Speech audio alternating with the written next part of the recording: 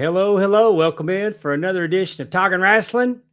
I'm Pondwater Dave, aka Referee Super Dave Miller. Joined with me, as always, is the lady of the first lady of the far. Words are hard, y'all.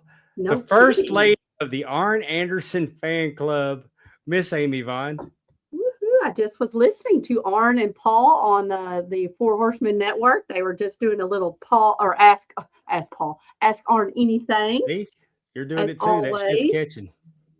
I know. He did good. Like I said, they got some technical difficulties, but like I said, it's nice. They do an hour from 5 to 6. They just answer questions, and there have been some really good questions. I just found out that Arn has the first belt that he ever won. It was a tag team with Jerry Stubbs. Stubbs? Oh, really? Yes, he has that belt. And he has a replica of the TV belt.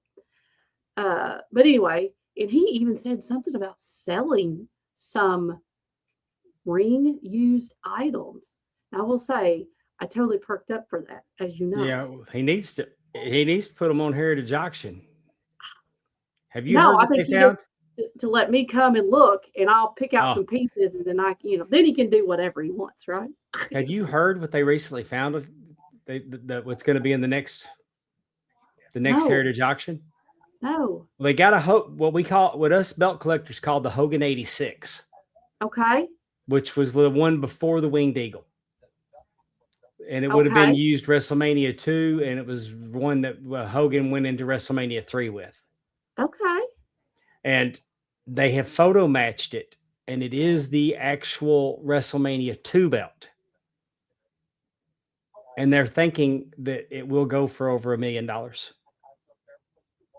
Do we know where did they find it? Is it one of Some people had it, and it was gifted to them from Hogan. really cool? So lucky. Are we on? It says we're live. Are we live on the Book of Faces? It says we are. Uh, Let me go to the Facebook and look. Why is you not thinking we look like we're on? well, I'm thinking that we normally have. Oh, yeah. Okay. Willie was just laying back. He wouldn't want to be first out of the gate tonight. Hi, Willie. Willie wasn't with us last week. Where were you, Willie? I was worried about you. But then he showed up on top 10. So I was like, okay, he's fine. Hey, Coach. Okay. Everybody was being quiet. But anyway, $1 million, Amy. Can you imagine the wrestling belt going for $1 million? And it's not. It doesn't. It's not Nick Hogan's belt, and it's not there. There's apparently they said that Hogan had gave Bubba the Love Sponge's son Tyler a belt because he's Tyler's godfather, Right. and it's not that one either. So, but it surfaced. They photo matched it, and it's gonna. I mean, they're expecting $1 million. They found the United States belt that Nikita Koloff broke on the ring post. You know, the one him and Magnum fought over for the best of 7. Yes. I'm just sitting here thinking about how do you find that? Somebody, Just in my well, head. it's set in the sea. It was at, CNN Center forever. And somebody packed, when Jocks and Jill's closed, they packed it up, and it had been in a box, and it was discovered. Oh And it's my got the God. crack in it from being busted on the ring post. And I mean, there's no telling. That's $500,000. No, Isn't no, that no, no. They hit that one lower. They thought it would be lower, but they were thinking might go 100,000, and that might be it. But I think they underestimate Dusty Rhodes, Magnum TA, Nikita Koloff, Michael Hayes, sure? holding that belt. And I mean, there's not very many Dusty Rhodes belts available. So I would That just expect it to go. I bet it's going to go for every bit as much as the one that Conrad sold. well, and it makes you wonder, is that something that Cody Rhodes would want to get? You know what I mean? Because obviously you don't know who the bidders are, but I No. mean that's interesting to know. Who would pay $1 million for the belts? I'm not saying they won't, but would that be a collector? Is that going to be like WWE? There's some interesting. I don't know. I love all that stuff. It's wild. And there was another belt in my old man memories. Oh, the belt that was used in No Holds Barred. Oh, okay. Belt, the one that Bobby Heenan had before WrestleMania 3. They said he had it made for Andre. They Okay. repurposed it. They repurposed it and put it on white leather for No Holds Barred. And where they've sold that, or they're going to sell it? It's been presented to go to auction. That's so wild. And there's no telling. I mean, it's not a ring used belt, but it was used in No Holds Barred. It was shown on screen when Bobby Heenan presented it, saying that if Andre won, that they needed a belt big enough for him. Right. We call that the Andre 87. That's the Andre 87 that they turned into the belt they used in No Holds Barred, correct? Yeah, correct. Do you think that some people, like, they've had these things, but they just were like, well, I don't know what I'm going to do with it. But then there's like been this weird explosion of things selling so well. They're like, coming out of the woodwork now. I mean, there's belts that we didn't even know. Like we thought this United States belt was thrown in the trash after it was broken. Well, yeah. So, I mean, things are bubbling up, and it's an exciting time for if you're into wrestling collectibles, and even better. I mean, and you have money. Yeah. it's not fun when you have no money. You got FU money. Go for it. Yeah. Don't have that yet. Maybe but one it's day. I mean, it's kind of cool. These things are coming up, and also there may be a belt that possibly was held by Arn. What? If Arn didn't hold that one in particular, then Ole did. I mean, I don't know that we could figure out which one was which. You know, I got a birthday coming up next month. It's a big one. It's the big 5-0. Ooh. So I might be leveraging. No, we cannot refinance our house for something like that. My husband probably would frown on that. But hey, I expect it to go for more than what my first house cost. Oh, yeah. That's crazy. I love it, though. I mean, I love that things are getting the love that they deserve. Hey, Conrad's belt not only went over what my first house and my second house cost. Combined? No, not combined, but both houses. Well, wait a minute. Would have been close. Yeah, that belt, if you put my first two houses combined, it was about the same price as what that belt went for.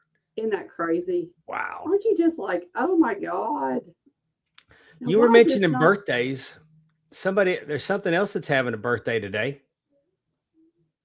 Today is the 30th anniversary of the King of the Ring, where Austin had gone to the hospital, and he came back just in time. And Michael Hayes told him, Jake cut a religious promo on you. So Austin got on there and he said, you sit there and you thump your Bible and you say your prayers, and it didn't get you anywhere. Talk about your Psalms, talk about John 3:16. Austin 3:16 says, I just whipped your ass. And when you think about that, that launched. I mean, that started something. And there's no telling how many hundreds of millions of dollars this piece of merchandise has generated over the years. And it's not just that, it was a whole movement. You know what I mean? Like, I mean, but some of the best things are done accidentally, as in like Arn, when he created the 4 Horsemen, you know, that wasn't planned. Austin 3:16, like that wasn't planned. And just and he worked 2 of them into the same promo. Isn't that wild? I mean, think about it. Because that's the bottom line. Because Stone Cold said so. Isn't that, I mean, in that same promo. Now, and that's the bottom line, because Stone Cold said so is his catchphrase. Because if you think about it, he never really said Austin 3:16 again. He wore it. Oh, well, but it was never like worked into promos. Oh, yeah. Isn't that is interesting? But I guess you don't really have to. Like Austin's 3:16 was the calling card. Yes. But the catchphrase was, that's the bottom line, because Stone Cold said so. So that is 30 years old. 30 years ago today. Well, that makes sense. It's kind of the King of the Ring time because they're doing that right now, right? Is that for Saudi Arabia? Like Night of Champions? Yes, Is that going to be the culmination at the end of the month? it is. I think it is, isn't it? Isn't that crazy? Anyway, so cheers to Stone Cold for, creating one of the most iconic trademarks and catchphrases in his. And we'll still talk about it for Well, and again, 30 years later. shirt, We're still talking about it, and 30 years from now, we probably still will be. right? And again, black shirt, white lettering. Like there's nothing special. Like the NWO. You know what I mean? Like it was just simple, and everybody had to have it. And I do feel like it's one of those things that if you said Austin 316,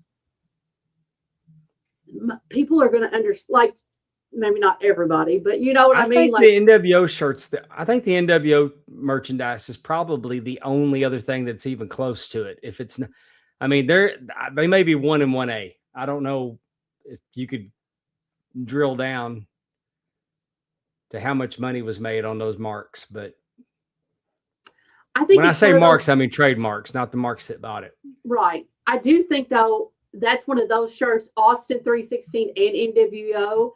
I think that both people in both companies wore.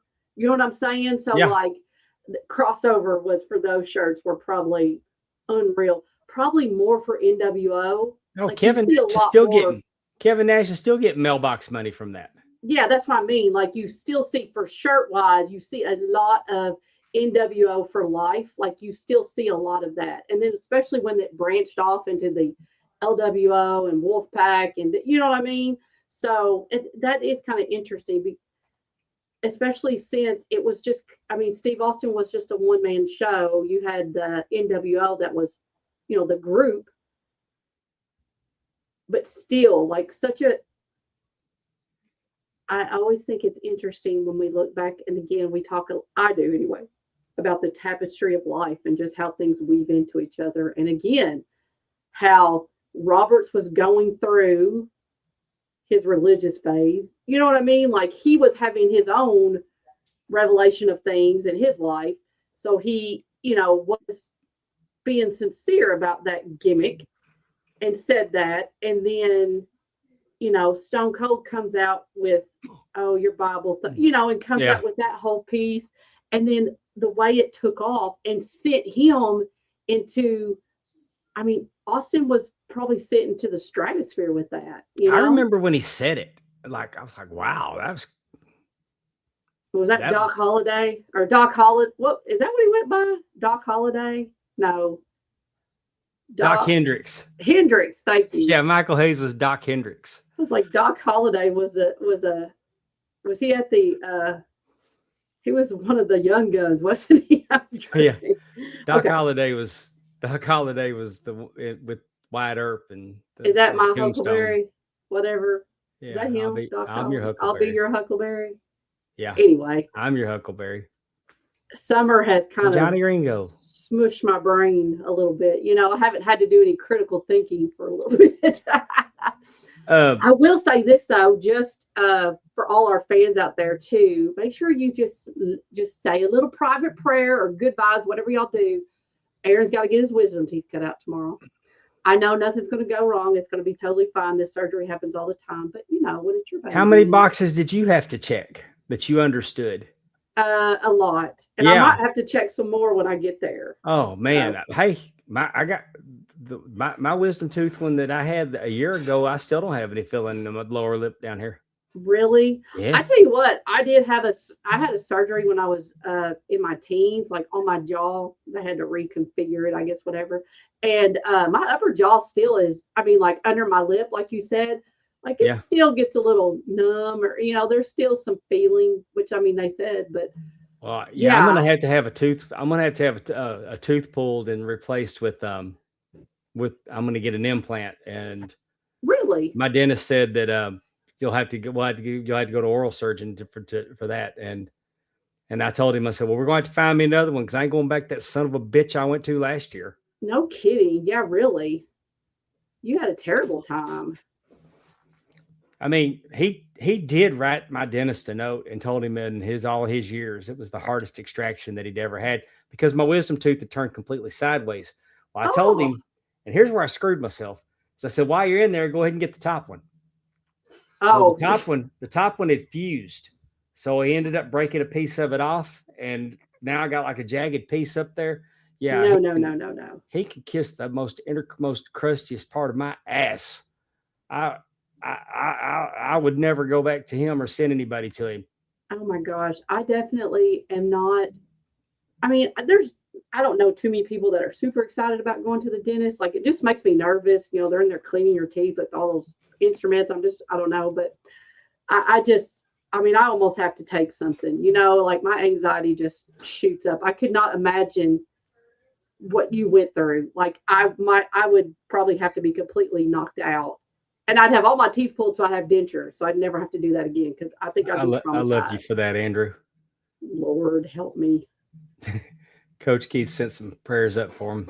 I appreciate it, Coach. Like I said, I know nothing. You know, it's just and y'all be apprised that our guest we're gonna be joined by Luke Roberts from the Independent St. Louis Wrestling Hall of Fame at the I'm top so of the hour. excited. This is going to be so cool. It's really, really neat, and I can't wait till we dig in with him and find out all about the St. Louis Independent St. Louis Wrestling Hall of Fame. Yes, and you know, I think sometimes we, maybe not you and I, and probably not. Well, actually, no. Some of our younger viewers, maybe sometimes, you know, sometimes we forget that there is such a wealth of history in territories out there because obviously now we have, you know, that we don't have that structure like it used to be, right? So St. Louis was such a huge hub for wrestling. I mean, there's a lot of people, and then again, once you bring in Kansas City with Harley Race, you know, like you have some major players that came out and made huge differences, you know, in the NWA and different things like that. So I'm really excited about this topic of just kind of. And I'm looking forward to learning about it and learning about the wrestling scene in St. Louis. Yes. And I think it's just the same with the wrestling area. I think it may be getting up into, you know, Illinois as well. Oh my God, look at Andrew. I have no doubt that's what happened. Because Andrew is just not normal. Yeah. Campbell. Oh my God. Well, the first two wisdom tooth I lost because a bullet hit them. Oh Jesus. Yeah. That was the least of your worries. Hey, the bullet did a better job than that moron. Oh Jesus. Oh my God. And didn't hurt as bad either. Now that you should put that as a review on his page. Does he have a Google what's review? funny about this guy is that we got to talking when I met him and I liked him. He started in Dallas and he did his residency. He was at Parkland Hospital. Oh. And we got to talking about who did my face and everything. And I told him, and he knew the surgeon, and he actually knew. And I said, yeah, he was the number 2 guy at the time because Barton was first. I said, yeah. So I mean, we're talking, and he's like, but he asked me where I had it done. I told him Baylor. He goes, oh, that's a country club hospital. Well, I guess that was good. You went to the country country club I didn't hospital. know. I just met him. So my comeback to that normally is, well, if Kennedy would have gone to Baylor instead of Parkland, you know, but I didn't because, you know, I was being polite. But now give me a country club doctor all day, every day. Yeah, I would think a country club doctor because obviously you don't want to mess up someone's face. So I would think they would be extra. Hey, it was. I don't know. I'm gonna cut him a little slack because it was very. I mean, it was impacted. I mean, it was a difficult surgery. But were you not? You were awake? No, I was asleep. Okay, you just woke up and you were like beat the hell up, and you're like, what happened? Yeah. What happened during the surgery? Oh my gosh. Probably I would have have been some. probably would have been all right if I wouldn't have got greedy and just told him just to take the bottom one, and if maybe I'll live the rest of my life and never need the right one. Oh, I do like how you were. You know what though? That you could put that as a review of. I had my right to taking out my bullet, and it was less painful than the doctor who took out my two left ones. That could be a good review. I'm just saying. I think I would probably look at that review if I was scrolling. I would probably want to know a little bit more about all that. I got some. I don't know when we'll be ready for it, but I was just going to say my trivia is based on a wrestler from the St. Louis area who is in the Hall of Fame. So I just thought I'd throw that out. So I also enjoyed being able to do Well, trivia based on that. we don't have graphics, but if you want to do trivia, we can certainly do it.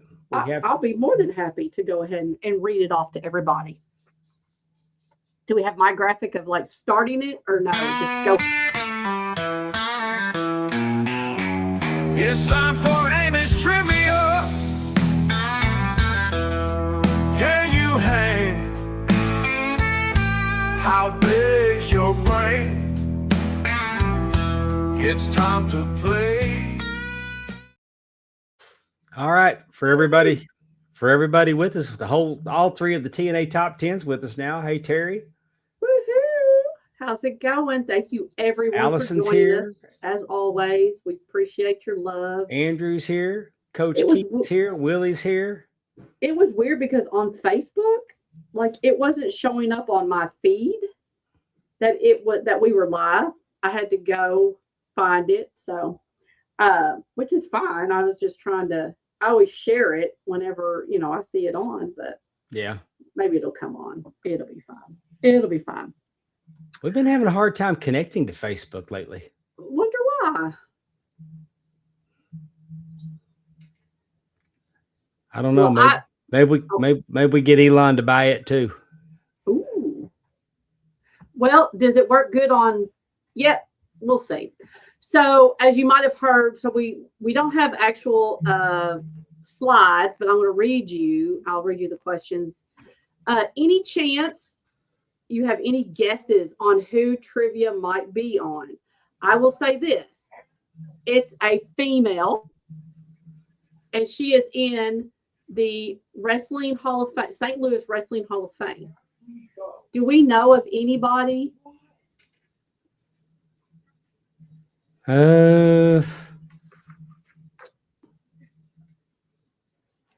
Just asking. Anybody? No, I can't think of anybody. Have you ever heard of Miss Penny Banner? Oh, yes, I have. All right. She is, I hope that's not it might be one of my questions. I don't know. I don't think it is, but she is in the Wrestling Hall of Fame. She's in multiple Wrestling Hall of Fames, but she is in the one on St. Louis. Oh, all right.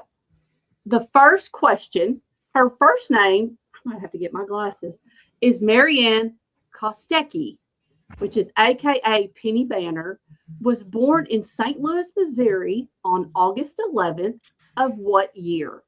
Okay. We're looking at, was it 1934, 1935, 1936, or 1937? What year was Miss Penny Banner born?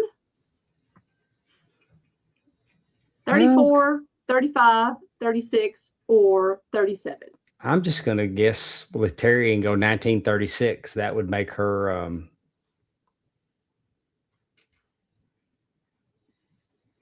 90 years old.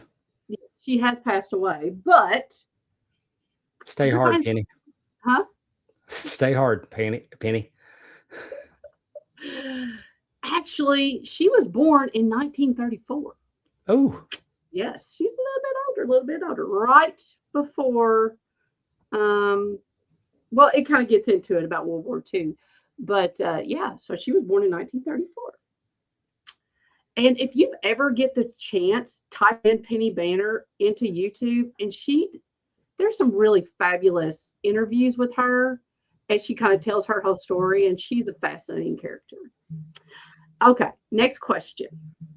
What physical feat was Penny Banner able to do that enticed Sam Munchnick to bring her in as a woman wrestler? Was it she could do 75 pull-ups at one time? She could bench press 250 pounds. She could do 200 sit-ups at one time, or she could do 100 push-ups. So the story goes, she did a physical feat. She did a physical feat that would entice Sam Munchnick to bring her in as a woman wrestler. Was it sit-ups, push-ups?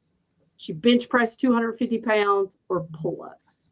It's going to be pull-ups. Pull-ups are more impressive. You think so? Yeah. So I'm going to tell you the story behind why she was so strong. And she tells this on an episode of a YouTube video that she did. So she turned in a man, I think when she was like 15, she turned in a man who was on the FBI's most wanted list. And so she somehow got tangled up with him, found out he was on the most wanted list, got with the FBI, set him up so he could be arrested. And she was worried that he said he was going to come and he was going to get her for this. He knew she turned her in and, get her in. No, it was not Billy Jack Haynes. So she was so worried that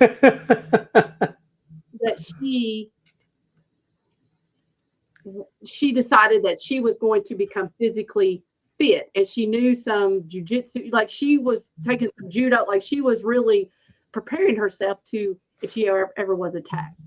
So she began when she was about 18, 19. She began to be a nanny for a single dad. He had 3 kids.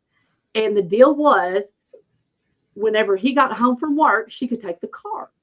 And she got paid like $15 a day, I think she said, to watch these 3 kids.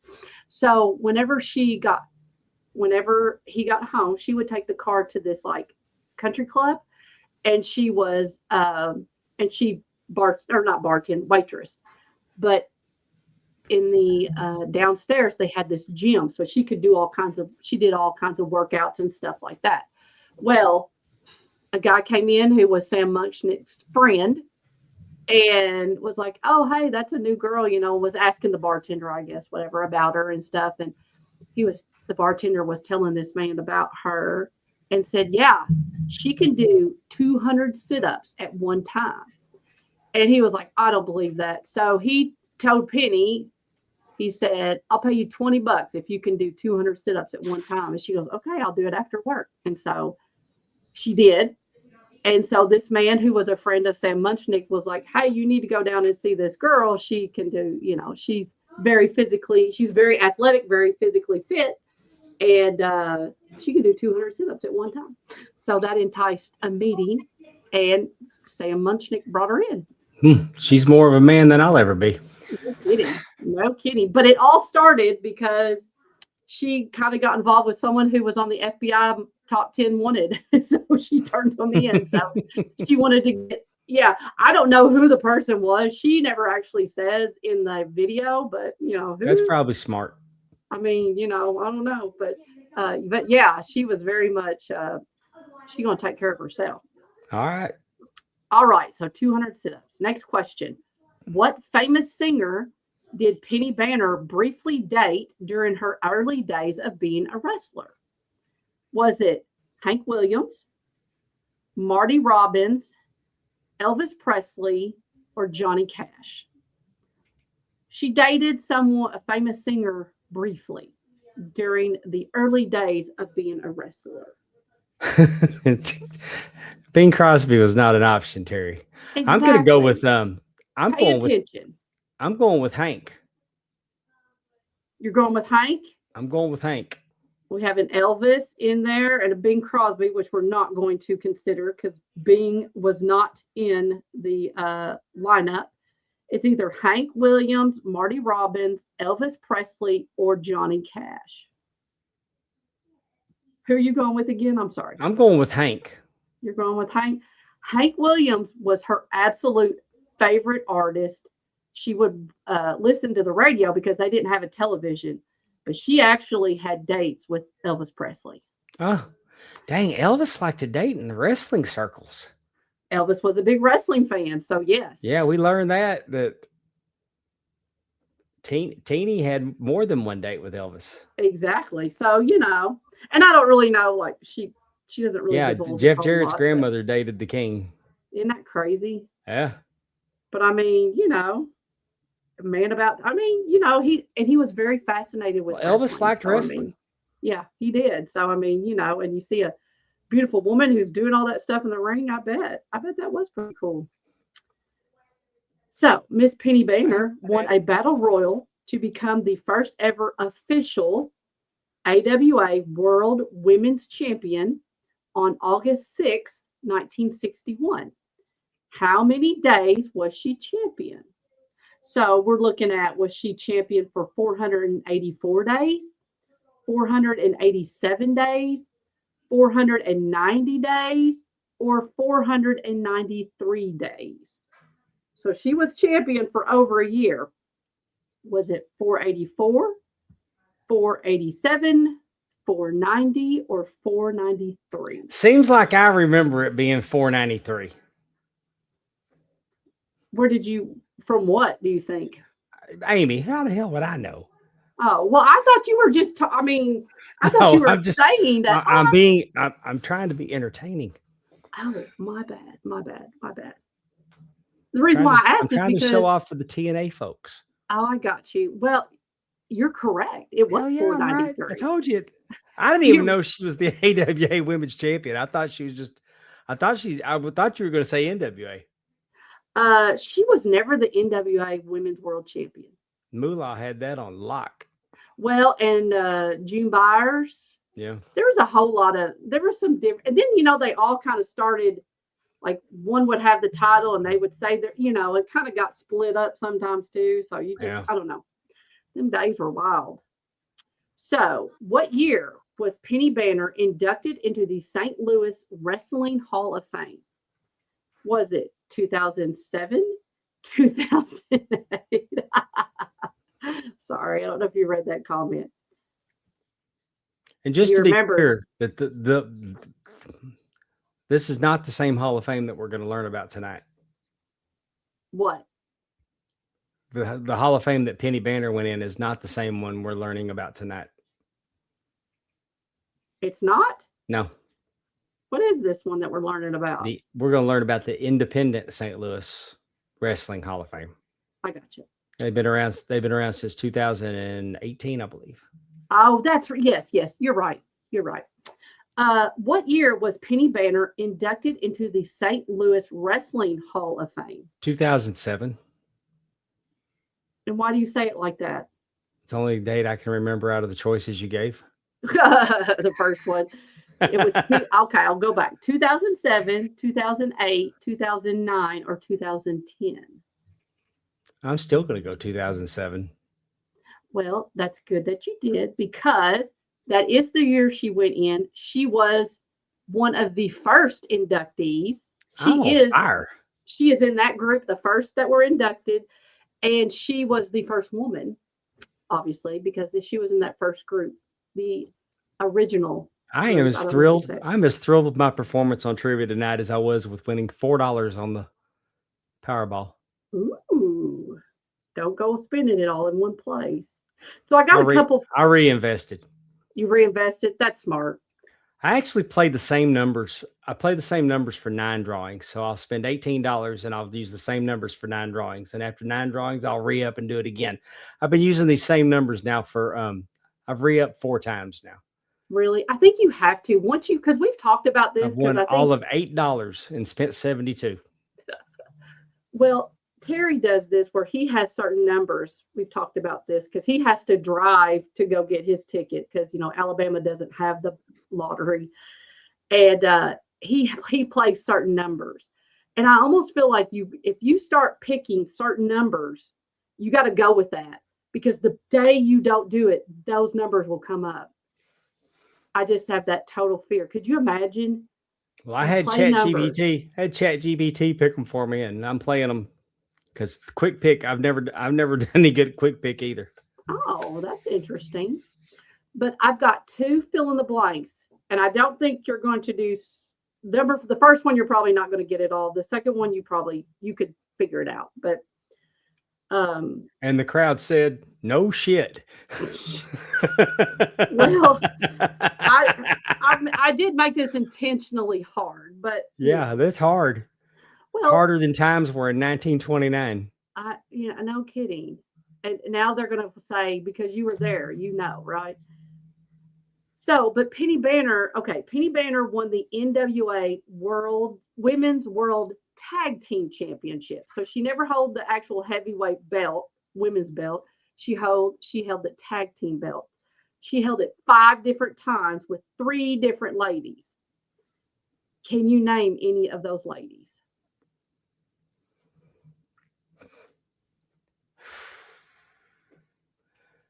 This is she was with Judy Martin. No Martins on the list. I think Judy Martin's younger. June Byers? Nope. Mae Young? No. The Fabulous Moolah? No. These are not any names. Okay, let me tell you, because you're never going to get this. Yeah. First one was Betty Jo Hawkins. Remember her? Were you a fan of Bonnie Watts? Bonnie Watson? Describe her to me. I'll tell you. She had curly hair. She kind of wore like a bathing suit type, outfit. Do you remember her? Oh, yeah. And then Lorraine Johnson. Okay.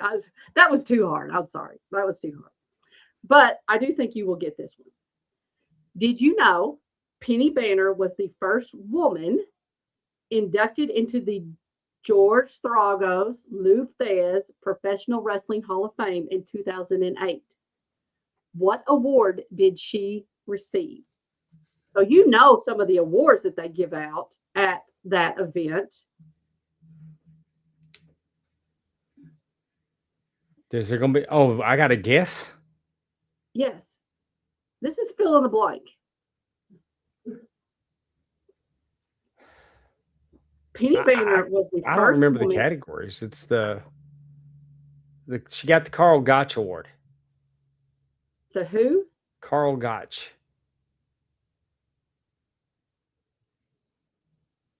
She got the Lou Thez Award. No.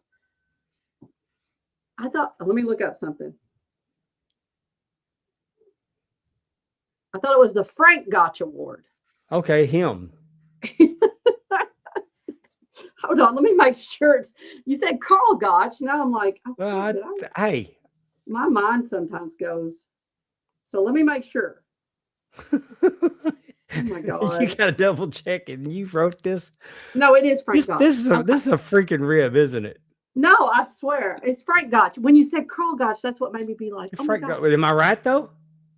It is Frank Gotch. It was not Carl Gotch. Okay, but I said Gotch. Yes. That I was right?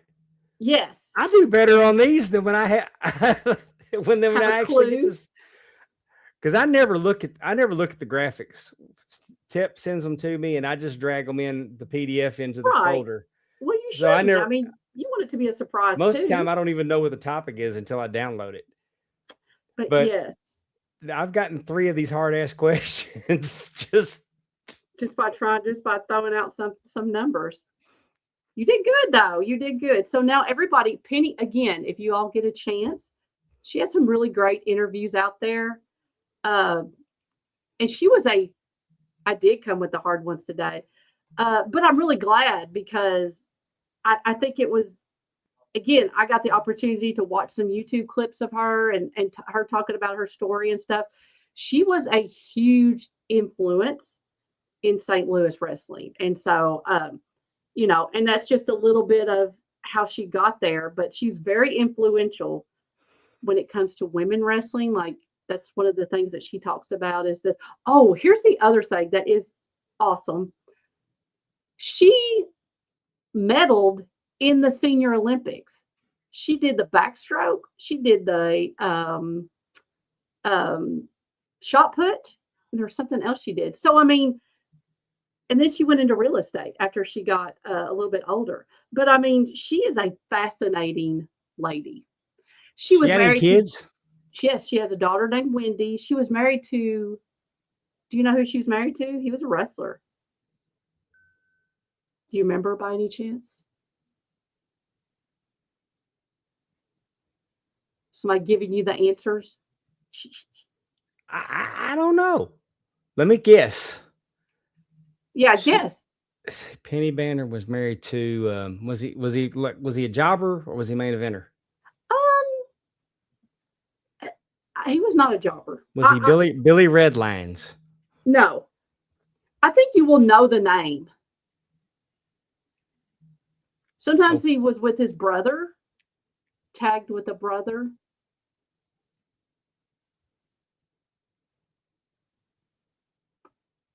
Johnny Weaver. Oh wow. He She was put her married on to the him. put the Weaver lock on her, huh? That's right. For 34 years. Look at him go. I know.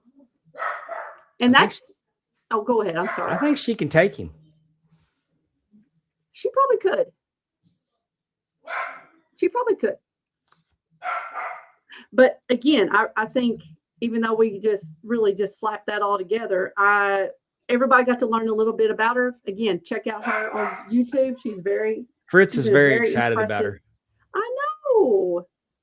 I don't have any pictures of Lundy. My grandson Jackson's here, so Oh, now how old is Jackson? He's 13. older, huh? he's 13. 13. Okay. Oh, is he there for like the week? What is he Yeah, doing? I brought him home. I went to Texas to see my daughters for Father's Day weekend, Yes. and then we celebrated David's birthday. David turned 16 earlier this month, and Now in Texas, when did they get their permit? When can they get their license? 16. So he got his permit at 16 or his license at 16? Well, he got his permit. You can get your permit. You get your beginner's license when you're 15. Okay. See, in Kentucky, that is Yeah, but he okay. hadn't got his driver's license yet, but he can now. I got you.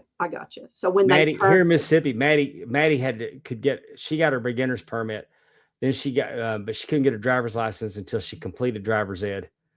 Oh, okay. But she completed driver's ed and they got her a hardship license so she's driving herself to practice or work or whatever. practice. She ain't working. Oh. She's driving Well- herself to practice and then she'll be able to next month she'll be able to get her driver's license. I She'll be got you. 16. So they have here, which they don't really have driver's ed in our schools, or at least Aaron's school doesn't. I took driver's ed, but there's a really good like driving professional, I guess I don't know, here in this area, and so we had signed him up to take those classes. You get your permit here when you're 15, and then you are eligible to get your driver's license when you're 16. So you've got all this time to, really learn how to drive. With your permit, you can't obviously drive without anybody in the car. Yeah. Driving so- came natural to me. In fact, when I was 14, I talked my great grandmother into letting me use her car to take my friend home, and we were out cruising all over in her car. I cannot even imagine. Well, Oh my God. I could drive. It came natural to me. And then one day at work, my dad came up to me and he said, "Hey, quit asking your grandmother to let you use her car. She won't tell you no, and it makes her a nervous wreck." I can imagine. And then I didn't get in trouble. That's the thing is I didn't get in trouble. And then he started having me drive at night, driving him home after work. So I started driving. And then at 15, I got my beginner's license. And the day I got my beginner's license, we filled out an application for the hardship. And that was a Friday. On Monday, we got the notice that I was approved for the hardship license. I took my driving test on Wednesday. I failed parallel parking because my dad's car was in the shop. So I had to use my mom, and she had one of them big, long Fleetwood Cadillacs. Oh, Lord. And I failed parallel parking. But then back on Friday in my dad's L Dog, I had my driver's license, and this is how easy it was. The restriction was to drive in the city of Dallas only. And I said, "Hey, I'm in the band and we go to football games in Mesquite and Garland." So they just changed it to county, Dallas County. And Yes, we have Friday a- night, I'm out on the town in my dad's car. It was great. What did you do in the band? I played trombone. You played the trombone. I did not know I that. did. You know what they say about trombone players? Oh, I have no idea. We can do it in 7 positions. Yeah, I was a member of the. We called ourselves the Badass Slow Brass. Of course you did. Yeah. How big was your band? Like, how big was the school? Our school probably had about 2,000 students. Really? Yeah, there was probably in the band maybe 60 of us. Mm-hmm. Yeah, That's cool. ugliest band uniforms you'd ever see in your life. They were gold blazers with a white shirt and gold ascot, and we looked like Century 21 salesmen. Andrew also played the trombone. I don't know if I knew that or not. I feel like maybe I did know that about Andrew.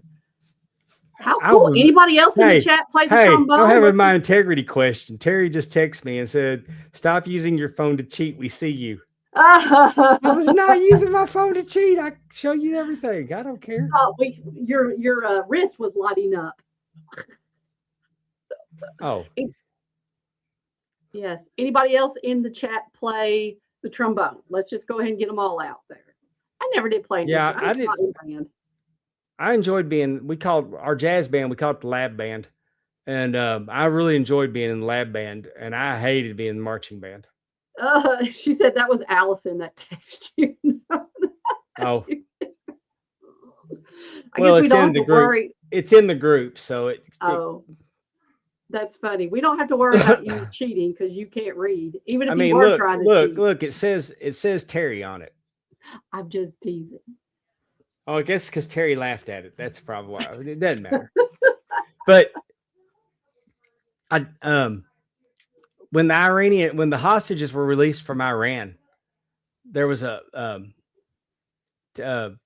fellow that was lived in Seagoville, which was one town over from Dallas. Mm-hmm. He was one of the hostages. Oh God! And he so we were in the marching parade. They had a parade, you know.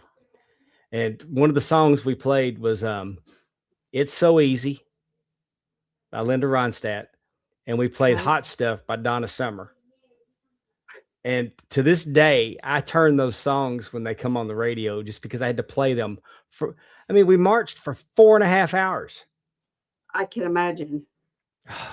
So those we used to get to do the SMU halftime show once a year with the SMU band. They'd bring 2 high school bands in, and then we'd spell SMU, so we were either on the S or the U depending on which one we went to. And it was kind of cool. I mean, getting to go. But I'll remember the first time that we did it was the SMU homecoming parade, and homecoming game, and it was at Texas Stadium. And where I was standing on the field, it was raining, and it was like the water was coming down in a stream off of one of the girders. Yes. Yeah. And it was like hitting me, and oh Lord, it was miserable. That does sound miserable. But SMU football was fun because Mustang Mania was running wild. We had Eric Dickerson and Craig James in the backfield. Now, is Dickerson the one who took money, or is that? No. Well, who was that like his family got paid? Was it not a Dickerson? I might not even be thinking about them. No, Eric Dickerson's an NFL great. Okay. The Los Angeles Rams and the Indianapolis Colts. Well, it is me talking about sports like that. Craig so who James knows? I probably have some. But it was it was a no-name quarterback, but we had a backfield. Every name on the roster was getting paid. Right. SMU was doing it a long time ago. NCAA gave them the death penalty. So I do want to ask you real quick, because I know our guest is going to be coming on here in a little bit, but what do you think? Do you think that Road Dogg is going to TNA? Be a good call. It'd be a good call for them. They'd be lucky to have him. I just wondered. He gets a lot of criticism. He gets a lot of criticism online, but everybody that's criticizing him, my question to them is, well, then tell me about the time you worked with him. Exactly. Yeah. Because I've worked with him twice. I've been produced by him twice. Uh-huh. At Ric Flair's last match, I had him in my ear. At this wrestling showcase, he actually came to me, told me what I needed to do because I had a little spot. I mean, he takes over. He handled everybody at Ric Flair's last match. He was ran the gorilla position. Right. The only thing that the only reason why I would not want to see that, and this is a very selfish reason, but seriously, I want him and Cassio back Oh in yeah, podcast. They were just so great. And maybe TNA might give them a better schedule. And I saw firsthand at Squared Circle Expo how much people really enjoyed interacting with him. he's a great because- guy. Yeah, he really He is. And he had gets- just I come mean, out, he had just kind of started getting out on the circuit. It was right, in the beginning. And people they had all kinds of stuff that they wanted him to sign, or, they might have had Billy Gunn had already signed it, but they needed him to sign it and stuff. oh, I'm aware they're coming to Mississippi, and I would love to be able to get down there because I've got like a great big oversized comic book. You know how they did the artwork with the comic book covers? Yes. I got one of those, and I got Billy Gunn to sign it years ago. See? And I'd love to get Road Dogg on there, and I also have the New Age Outlaws. I bought that DX pack of from Mattel. I got Hunter and China in one, and Billy and Road Dogg in the other. The other thing, just briefly, is we were talking about this the other day, but I think I want to be watching some more AAA.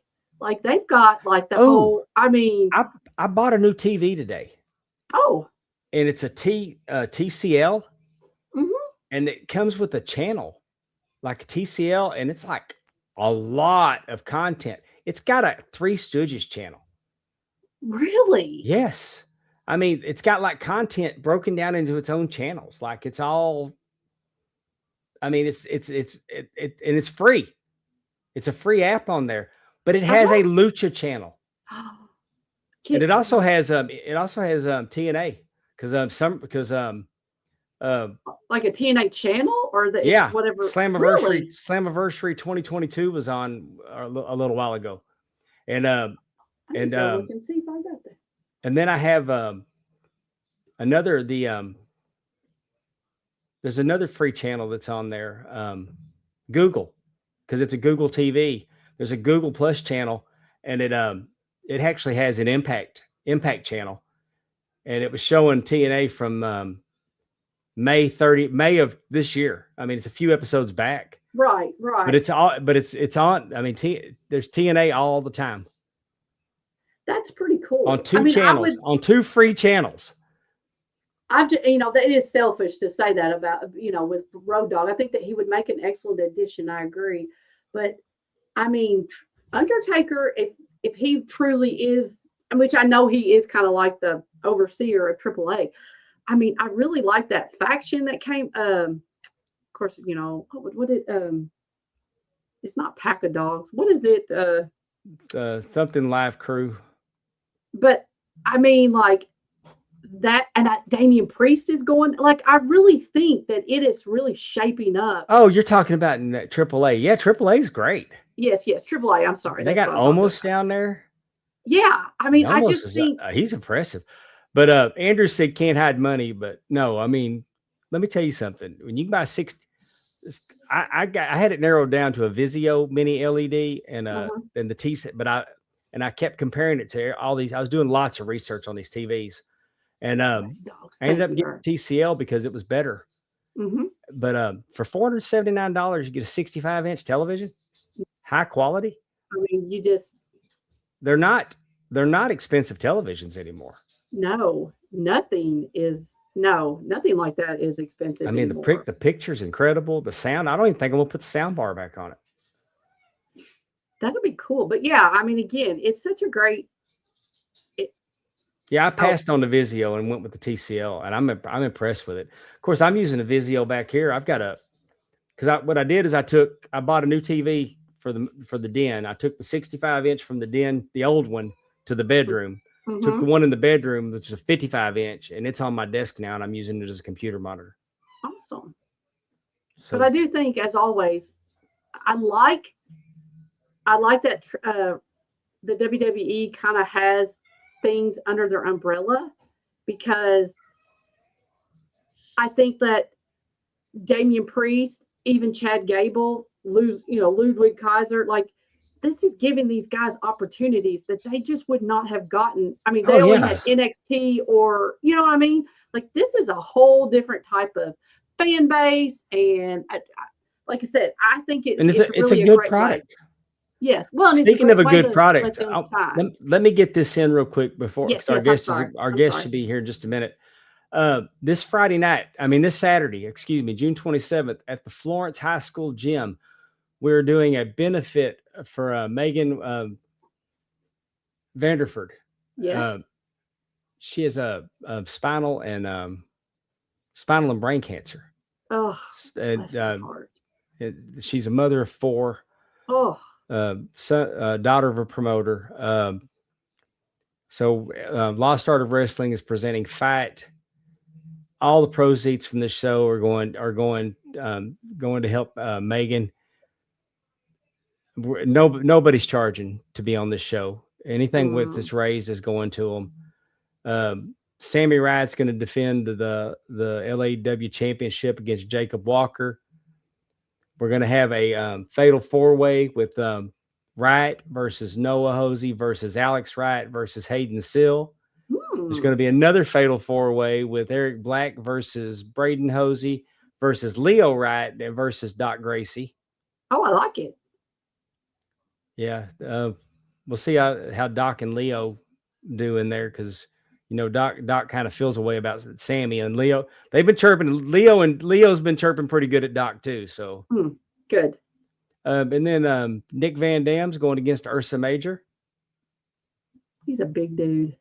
And Frankie Thomas is going to team with Michael Parrish against the Pharaoh of Funk and a mystery partner. Interesting. Look at old Frankie Thomas. So mystery partner. Do we have any clues? I don't know, but I'll bring my boots and tights if Pharaoh just wants me to stand on the apron, because he could probably handle them by himself. Are you going to wear your Super Dave outfit? I'd hate to think I wouldn't. That's the only tights I got. That's true. That's true. My tights, my boots. I might even jump in there and help him if he gets them down. As you should. A couple licks. If they start recovering, I'll tag back out.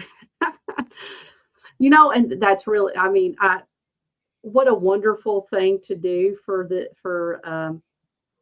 Megan. Did you say her name's Megan? Her name's Megan. Megan Vanderford. Because even with insurance, that doesn't take into the effect of like traveling to your, to places for treatment, or, having to maybe being too sick to, watch your kids so they're in daycare. You know what I mean? Like, or too wiped out, like, it's just like, there's so many things that I think people don't realize, when you're dealing with an illness like that. Like, you may have insurance and really good insurance, but there's so many of those little things that, that just start piling up. And it's really such a great thing that they're doing that for her, and that everybody is donating their money. I guess you could, their what they would be paid. Yeah. To do this. It's such a wonderful cause, and we'll give 10% of anything we make at our gimmick table. Sure. And again, that's just, that's great to be rallying around her like that, because I'm sure that will help. Too many people. Let's talk about belts over at Facebook.com. Yeah. Facebook.com. Big time belts. You can join the group. If you can dream it up, we can make it with high quality, low prices. Look at that beautiful Mid-Atlantic Championship. Oh, cool. I love it. I'm thinking about selling mine and buying one from him. I remember you saying that. You have this already. I really got it on my mind. You need to get it out and show it to us. There's the AWA World Heavyweight Championship belt actually has Velcro on it like the original. I like that one. This is a custom United States belt. I like the rings and the grapplers, and then they did red behind the ring and blue. And then of course the AMW Championship, completely custom belt for our good friend Tim Robbins. I wish What a he'd had great- this belt back when he was running AMW, but his wrestling belt dreams came true. His wife hadn't left him yet. I think he's up to like 7 or 8 belts.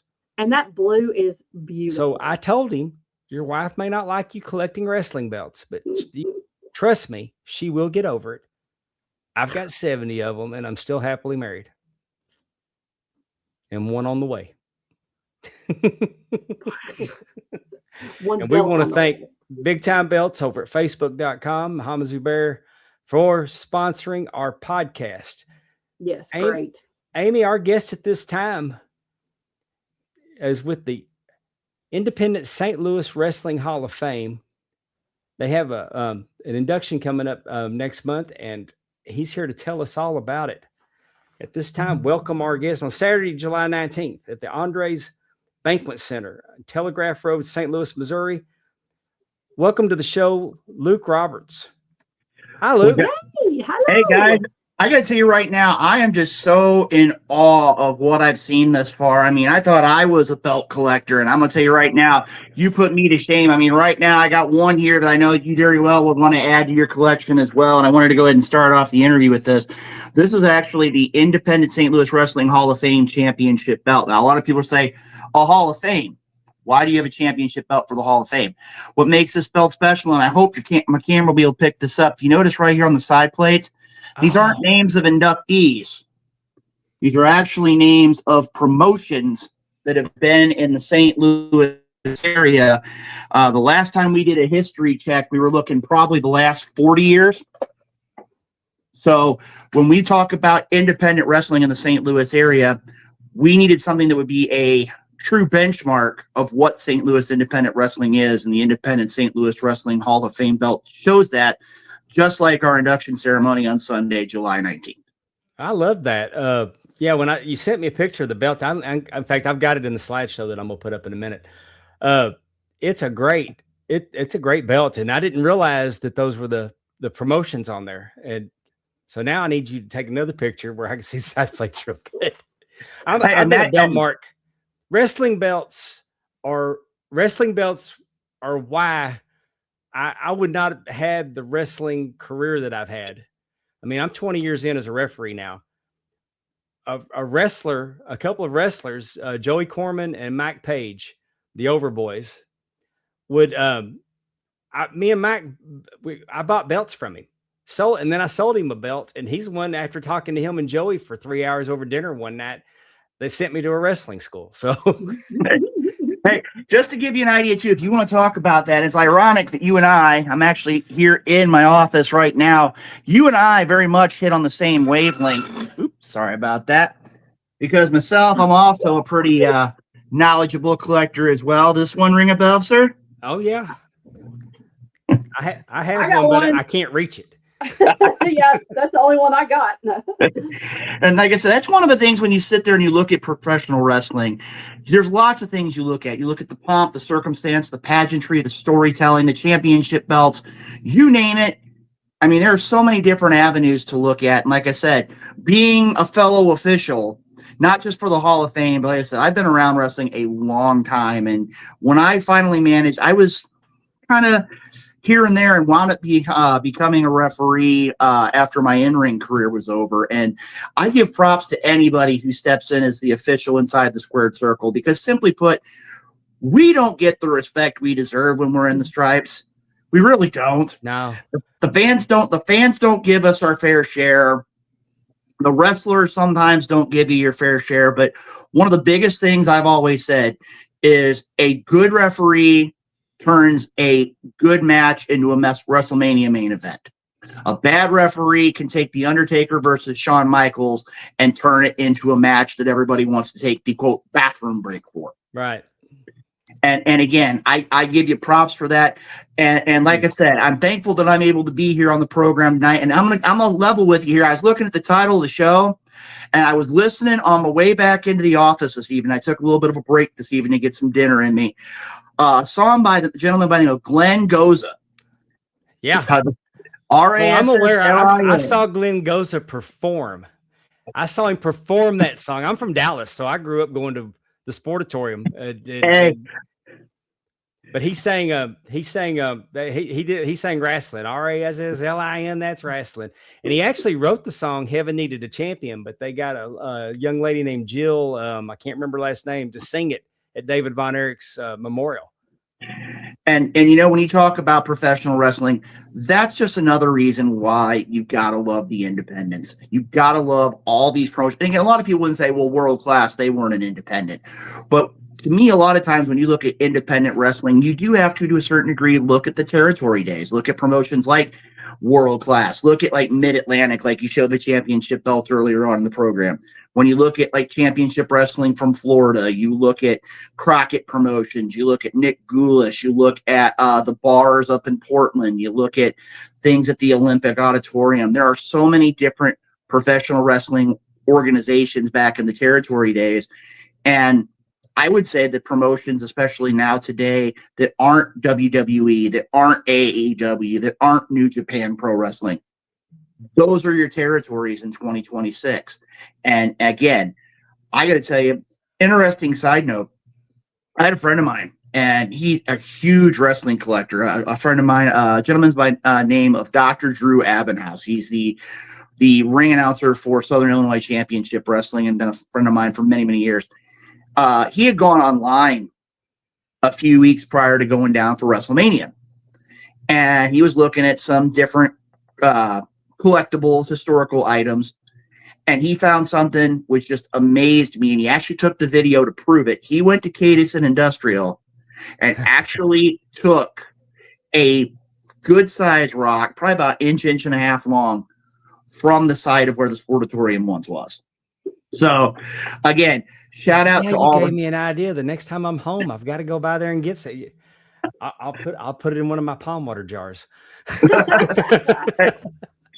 And you know, when you talk about That's pro genius. wrestling, hey, it's one of those where when you sit and you look at professional wrestling, I mean, again, you can see behind me, while yours is championship belts, and I totally agree with you. I'm up now with local and national. I'm about a dozen.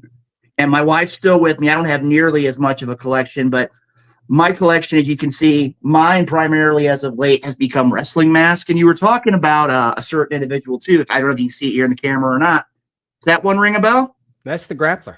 Yes, sir. And like I said, mine's autographed by him. Probably right on the back of the mask. I actually had an opportunity to see him at the Cauliflower Alley Club. And I mean, really, outside the ring, real nice guy. Inside the ring, double tough. He turns it on. Oh yeah, most definitely. He worked a few shows. I was working for Gil Culkin and Steve Starr a few years ago, and they were bringing the Grappler and the Grappler 3, and he was managing the Grappler 3. And but no, I got to hang out with Mr. Denton, and he was. I love his book. Great read. If you haven't got it, get it. I agree with you, Aiden. It's entirely great read. Right out of the gate, you hear about him beating Andre the Giant and Dusty Rhodes. Mm-hmm. I mean, in the Superdome. So that'll grab you right out of the gate. We did. Yeah, it was a fun interview. His book, like you said, very good, very good. But yeah, I'm with you. I got masks and pictures and action figures and belts, but I do all this because I'm nostalgic for my youth, and it takes me back to such a great time. Oh yeah, and when you talk about it and you talk about professional wrestling, I remember when I first got interested in pro wrestling, and I remember I was a little kid. I couldn't have been much more about 5-6 years old, and I was down in a little itty bitty town called Piedmont, Missouri. For those that aren't familiar, Piedmont's about 2 hours south of St. Louis. It's pretty much, a best way I would say, my geography may not be perfect, is between St. Louis, Little Rock, Arkansas, and Memphis. It's about right smack in the middle of that little triangle of area.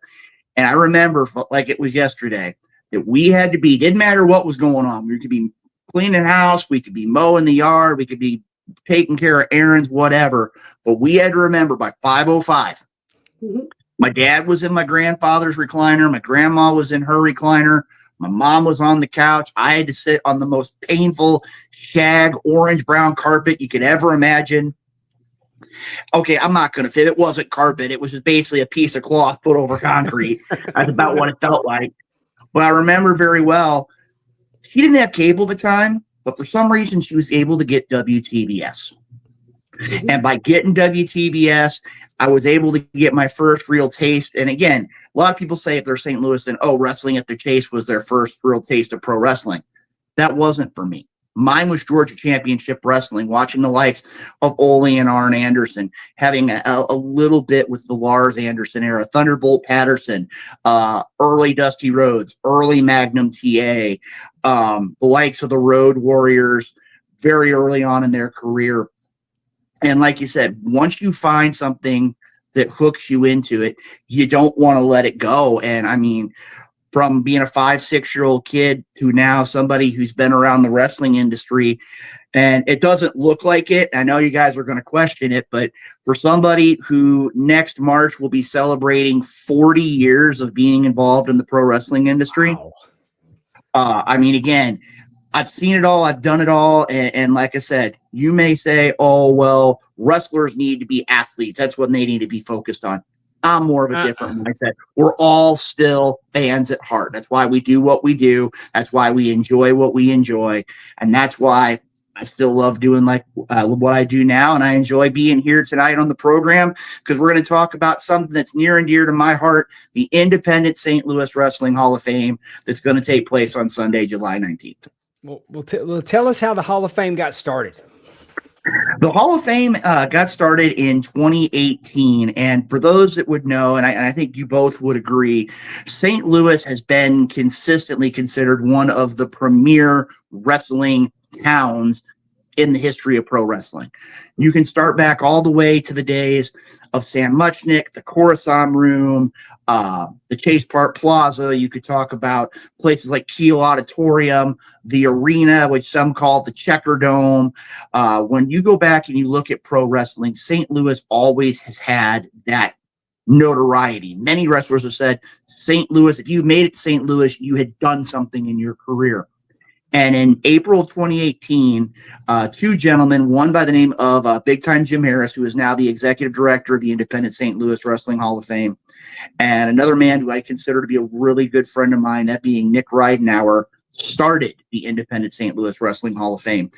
And it was ironic that the first two inductees were the two men who I would say, without any reservation, when Wrestling at the Chase was eventually picked up by the big company up north, these two men were probably the front runners at keeping the spirit of independent wrestling in St. Louis alive. One was Herb Simmons, who is still the promoter of SICW, and Little Dynamite Tony Costa, who for years was the promoter of the MMWA. And when those two men were inducted in the inaugural class, the fans, it was held at the South Broadway Athletic Club, which, for those that don't know, that building is over 100 years old. It's seen wrestling, it's seen boxing, you name it. A lot of history in there. I've been in that building. Bruce Pritchard and Conrad Thompson did a live show there, and we were there for it. And it was I spent a lot of time over just going over everything on the walls. Mm-hmm. And when you look at that venue too, being someone who's been in that venue, you see that little, not really a hole, but where it's kind of built right there, right about where the ring would normally be set up, right in front of the staging area.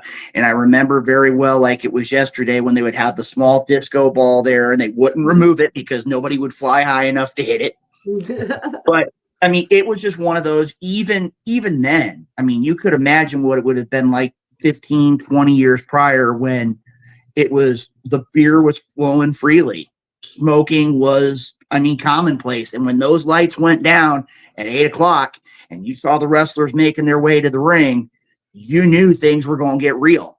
And that venue right there was the perfect backdrop for those two to be inducted into the Hall of Fame. And since that point in time, the Independent St. Louis Wrestling Hall of Fame has grown by leaps and bounds. I mean, we look at the idea of where, when we first started, it had one sponsor. Now this year, between businesses and media outlets and different promotions, right now we're nearing close to 40 different organizations that are a part of the Independent St. Louis Hall of Fame network, which is very, very huge, especially for an independent Hall of Fame.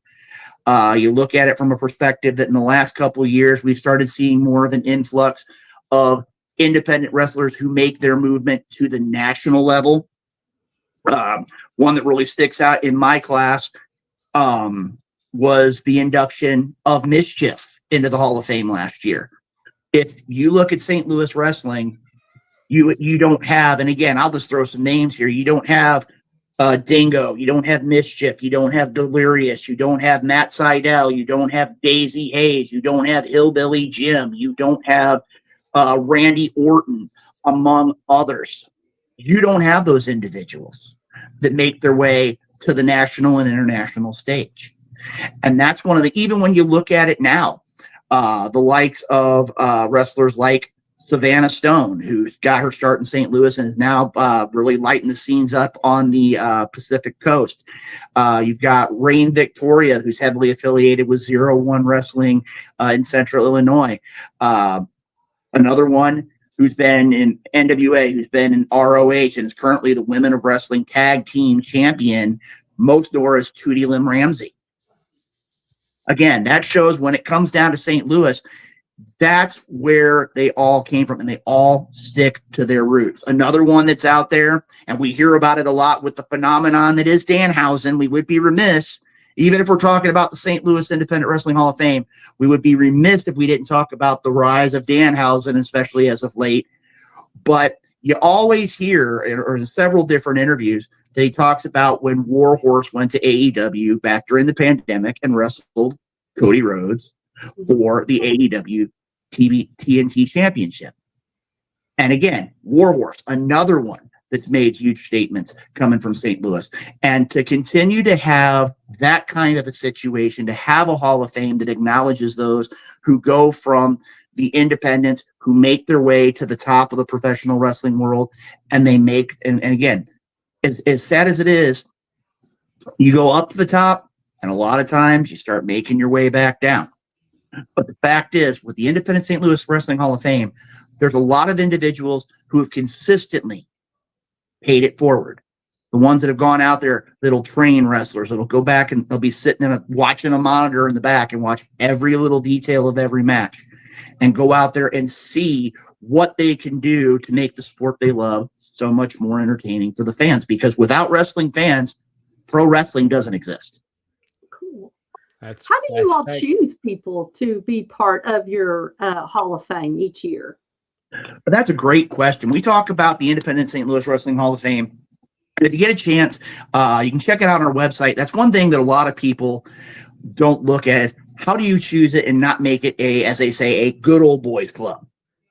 When you look at the Independent St. Louis Wrestling Hall of Fame, you check them out, www.istlwhof.com. And we actually have the requirements for even being considered of going into the Hall of Fame on the internet, on social media, so that you can see exactly what needs to be done. But a lot of the wrestlers that have gone into the Hall of Fame are wrestlers who've given large scales of time, given, I believe the minimum requirement to even be considered to be in the Hall of Fame is 10 years. At the minimum. And a lot of the individuals, it's basically the idea of what did you do for wrestling? What did you do for the industry?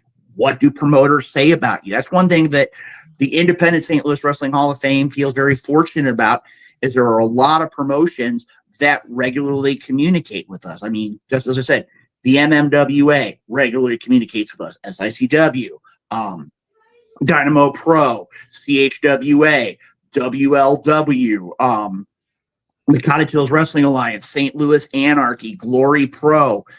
All these promotions know that their opinion matters. They may bring a different style of wrestling, but their opinion matters. And to give you an idea, just some of them last year, when you look at the class that I was in, I was a Dynamo Pro guy. Jeremy Lightfoot, the Native Nightmare, as he called himself, was inducted under the CHWA banner. You had wrestlers like the Gen X icon Mark Bland, who was a part of the MMWA. You had wrestlers like Douglas O'Shea, who was a part of Rampage Championship Wrestling. You had Mischief, who went in under the GCW banner. You had wrestlers like Steve Sharp, who wrestled for countless different promotions. And then you start looking at some of the past wrestlers like the late Ed Smith, who not only wrestled for several different companies in the St. Louis area, but was also a longtime official for Wrestling of Chase. That's one of the things when we look at our induction. I mean, our board of directors, and I will pull the curtain back. I know the executive directors told this story just like I have. When we had our meeting to decide who was going to be inducted, the class of 8 that we were going to induct this year, our meeting was nearly 4.5 hours long. Wow. And that takes us from, I believe, maybe some quick math here. We brought 35 to the table this year, and it took us 4.5 hours to go from 35 to 8. Mm-hmm. Mm-hmm. That has to be hard whittling it down. Oh, the most 8 deserving. And that's one of the things as you're seeing nowadays too, when you're starting to see wrestlers that are starting to hit that bottom tier of the requirements. And I mean, there are a lot of them. And I mean, you look at guys like, and for those that follow the independents, not just here, but around the country, there are some like Pierre Abernathy, who's a man that I've known for many, many years, who has been really behind the scenes, one of the driving forces behind St. Louis Anarchy and a promotion that was here for a while called the NWL.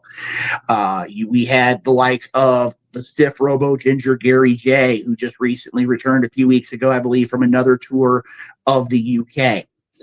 You have wrestlers like the King of Chaos, Ricky Cruz, who, after having a pretty successful career in his home country of Puerto Rico, has come to St. Louis, and I'd be remiss if there's not a championship belt that man has held, or not held, I should say. You look at the likes of another one that pops into my brain, actually another two, is former champion in SICW, the Big Texan. He's held countless championships and wrestled a lot of people. Another one that's highly underrated, but I would say is probably one of the greatest light heavyweights or greatest high flyers I've ever seen, is Billy McNeil. And when you grow up in the wrestling industry, cutting your teeth, regularly wrestling the wrestlers like Dingo, Matt Seidel, Mischief, Delirious, I could go on, but there were so many wrestlers that deserve the opportunity, that deserve that recognition.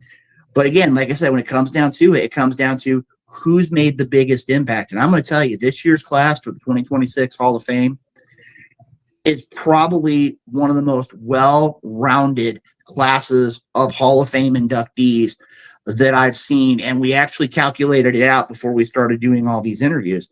Over 200 years of experience between the 8 inductees this year. Wow. Let's talk about them. Steve Montana. Steve Montana. This is a man right here, as you can see, to quote Joey Styles, he's got arms like legs and legs like people. When it comes down to it, Steve's had a 34-year wrestling career. He's wrestled pretty much a who's who of everybody. And I mean, when you sit back and you look at some of the wrestlers he's wrestled, he's gone, and you look at the likes of, and I'm going to throw 3 just to show his versatility. He's had in-ring matches with Chris Adams, Kevin Thorne, and Ox Baker. Oh, that's quite the trio. Yeah, I don't think that spans a very large genre of professional wrestling. I mean, that's one of them that's there. I mean, he goes out there, can wrestle a power style if you wanted him to, but he could wrestle on the mat. He could do what a lot of the mat style wrestling, like a Kurt Angle or a Chad Gable, or back in the day of a Chris Taylor could do. He could do those things. But one other thing that really stood out, besides all the championships, besides all the names, besides all the accomplishments, is the idea that he took his history here in St. Louis, and he became the second member of the Independent St. Louis Wrestling Hall of Fame that is actually a part of the Screen Actors Guild. He is He has constantly been involved in movies and voiceovers, and I've been sharing this with people. He just last week wrapped his latest project, and the Tuesday after the Hall of Fame on July 21st, he heads back out to the West Coast to participate in another film. When it comes down to it, Steve's one of those, he's double tough, but he's also that quiet tough. You know that if Steve says something, you got to listen to him, because if not, he's going to take and he's going to run you right over. And I'll tell you, to see him in the Hall of Fame class, he was definitely one of those that was near the top of my list. And again, that was pretty much a consensus across the board with Steve Montana going in this year. You know, that's really smart to be. Whenever a wrestler can do something extra to get into the Screen Actors Guild, because that's a union that gets them affordable benefits. Very, very true. And wrestlers don't get benefits. I mean, it's very hard for wrestlers to get benefits. Is he actually acting? Does he do stunt work? Does he do whatever is needed? He's basically one of those where you tell him what to do. I mean, he's done documented stunt work. He has done some acting. As you can see, the cowboy hat is almost like a permanent fixture to his head. He has done a small amount of voiceover work. Another one that I could put out there to give a comparison, and I know there's been some things that have been floating around the news wires as of late. He reminds me a lot of Joe Doring, who had spent a lot of time, most recently, I believe it was in TNA. And I want to give a shout out to Joe as well. I know from what I've heard through the media, has been recently put on hospice for, I believe it's a third brain tumor. Great in-ring talent. But Steve Montana is one of those where he goes out there, and it's a very, very similar style. You name it, he's going to go out there. He doesn't give you any less than 100% every time. And what he's done outside the ring and what he's done to pay back the wrestling industry are a couple of the many reasons why he's in this year's class. Awesome. Oh, congratulations to him. Next up, Black Glove Butch Fletcher. It says here he's been a referee, a manager, an announcer, and a promoter. Very true, very true. He wears all the hats. He's worn all the hats, been there, done that, got all the T-shirts. Interesting note, and I've said this a couple times. When I was thinking about back in the early 2000s, back in 02, 03, I was realistically considering taking the boots, putting them on the shelf, and say I had a good run. Butch Fletcher very much reignited my love for pro wrestling. He and I, for the longest time, we lived 10 minutes apart, never knew it. I'll tell you this picture right here is a lot better than the picture that we were going to use, because when he first started wrestling and refereeing and announcing and managing, you remember Dumb and Dumber? and that powder blue tuxedo with super frilly ruffles on the tuck shirt. That was what Butch Fletcher would wear to the ring as a manager. Wow. And the thing is, he could pull it off.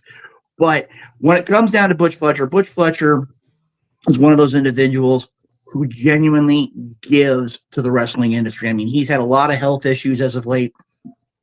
I had a stroke a couple years ago. He's had several different health issues, but his love, simply put, has been for professional wrestling. And I mean, again, to give you an idea, he really had through his connection with his wife through pro wrestling, which is kind of rare in the world of professional wrestling. His son used to be a referee. He's done a lot for professional wrestling. He's done a lot for me personally. And interesting side note, he has the claim of being, if I'm not mistaken, the first manager of a wrestler by the name of Angus King. Now, the viewers of your show don't know who Angus King is.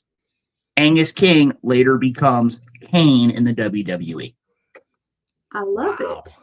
So when it comes down to it, when you look down at it, he's one of those, he's put the miles in, he's traveled all across the not just the Midwest, but he's traveled all across the country to do what he loves, and that is being involved in professional wrestling. And again, this was a no-brainer to me. Butch Fletcher has deserved this recognition for a long time, and now being able to be in the class of 2026, definitely well overdue. It says promoter owner of Mid America Extreme Pro Wrestling. Is that promotion still running? That promotion was very short lived, but it was it was a unique situation because at the time Mid America Extreme came into existence, there were two other major promotions besides MMWA and SICW that were around. One was called Midwest Powerhouse Wrestling, and the other was Gateway Championship Wrestling. And it was ironic that when Butch started, Butch wanted to be, and to today, very, very few promotions with as many different promotions in St. Louis. He had a true open door policy. You worked for South Broadway, you could come wrestle for us. If you worked for SICW, you could work for us. If you wanted to work with Gateway Championship Wrestling, you could work with us. If you worked for MPW, you could work with us. And that was the thing that made, with Butch running, I think his promotion ran about 2 years. That was probably as close to the open door policy as I've seen in close to my 40 years. He was the only one that took the idea of the true open door policy when it comes to professional wrestling. And he always, because he was one of the boys, he had been around wrestling long enough, he had gotten the pace, he always made sure that when shows happened, he never stiffed the talent. He never did anything wrong by anybody. If he promised you something, you knew his word was gold. He looks like a very ornery 80s type manager, especially with this black glove. What did he do with the black glove? Would he interfere with it? Like, what is the significance of it besides just visually? Did he do anything with it? He didn't load the glove before he hit somebody. I'll be very disappointed. No, not Butch. Butch Fletcher actually took, when it came down to it, I mean, he was a tough guy, but a lot of people would compare him to Ted DiBiase in UWF. He knew full well that if the time called for him to make a statement for his client, he would be more than willing to introduce that glove to them. And usually it didn't wind up turning out so well for the guy that was on the other end of that glove. Oh, I gotcha. All right. How about? I love that though. That's a great, like, again, talk about bringing you back to a childhood, just seeing him. Like I said, I could already tell that persona and how much I probably would not have liked him as a child watching wrestling. Oh yeah. And that's just what it is. Now, speaking of which, the gentleman on the screen is the Beast, and the Beast is one of those individuals where I've seen him go in the ring. Beast was hardcore before hardcore was really a thing. I've seen this man over the course of his 36 years in the wrestling industry, and I'm just going to roll through him. He's been hit with kendo sticks. He's been hit with chairs. He's been hit with tables. He's been thrown into barbed wire. He's been thrown through doors. He's been thrown onto broken glass. He's been thrown into Christmas ornaments.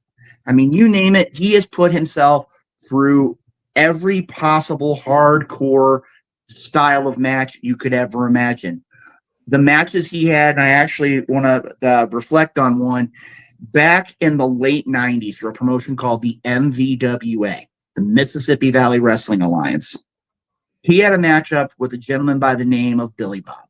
You can kind of figure out what Billy Bob looks like just from the name in itself.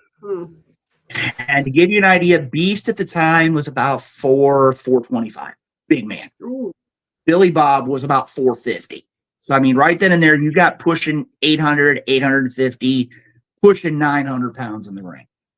And they actually had the first documented fans bring the weapons match. And I remember being in the locker room because I was still an active competitor at that time. There was so much stuff brought, they put it all into a Foot Locker at ringside. And to give you an idea, when the match started, they had pieces of shelving before it was a big thing in ECW. They had pots, they had pans, they had a VCR, they had a frozen, by the time the match went on, a thawed chicken pot pie. They had a legitimate used child's diaper. Oh, Ooh. And to this day, I have never seen diehard fans as I did at the MVWA that night. Most people would talk about things like stop signs or parking signs or whatever. A fan brought a sign, and the post-it was attached to. And, true story, the concrete anchor. What we found out later on that night, and the actual owner of the hall got very upset with us until they realized it wasn't our fault. Somebody had gone prior to the match. They had brought a shovel, and they had dug the sign out of the parking lot, anchor and all, and brought it into the building. That's a fan right there. I referee in Mississippi. I'm really not surprised. But to be honest with you, as much as tough as the Beast is, I'm going to tell you right now, outside the ring, he is the polar opposite. I've had an opportunity countless times to be on the road with him. Had an opportunity, true statement. I've had dinner with his family. I went to an event about 6-7 years ago, right before the pandemic, and he had just got done wrestling a match with Chief Atakula, who was primarily out of like Nebraska, Iowa, Northern Illinois. And he had been through a war, and I was just waiting around because my friend Dr. Drew was there. We were going to do what most wrestling personalities do after shows. And after, you got your payday, you get in the car, you drive to the Denny's, and you go get some food. But I was there, and I was like, whose locker room is that? Like, that's Beast's locker room. Okay, so I'm waiting. I'm figuring I might wind up getting in trouble, but oh well. And Beast comes up, he sees me, because it had been probably 15 years since we had been in the same building at a show. Gave me a hug big enough, I swore he had broken about 6 of my ribs. And another one here, and for those that want to purchase tickets, go to istlwhof.com to purchase your tickets.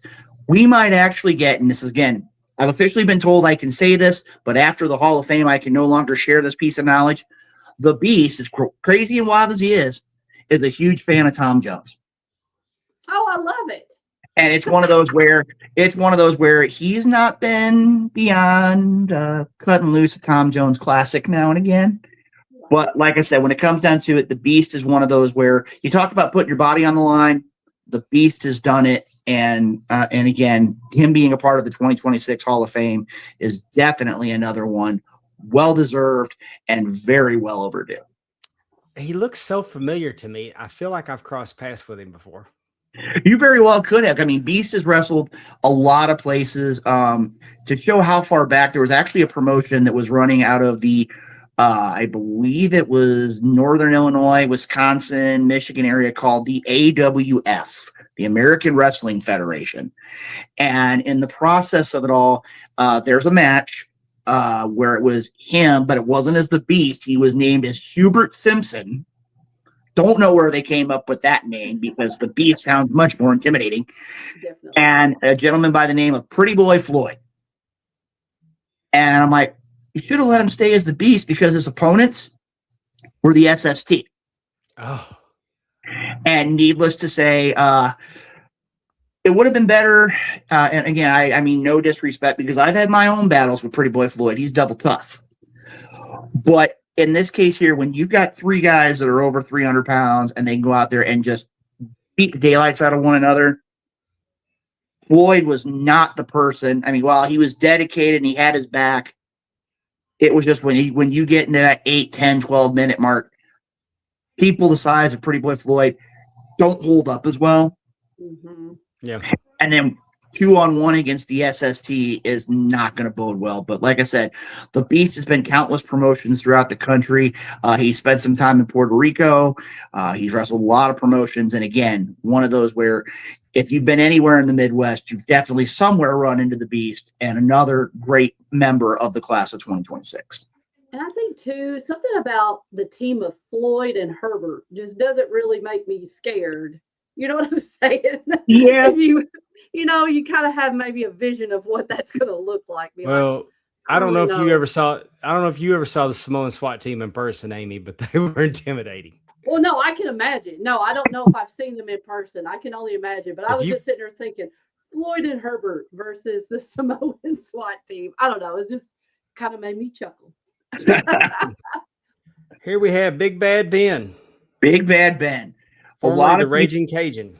Very true, very true. Very few people know that, by the way. But props to you and the media department of the program for making sure that they got you that research.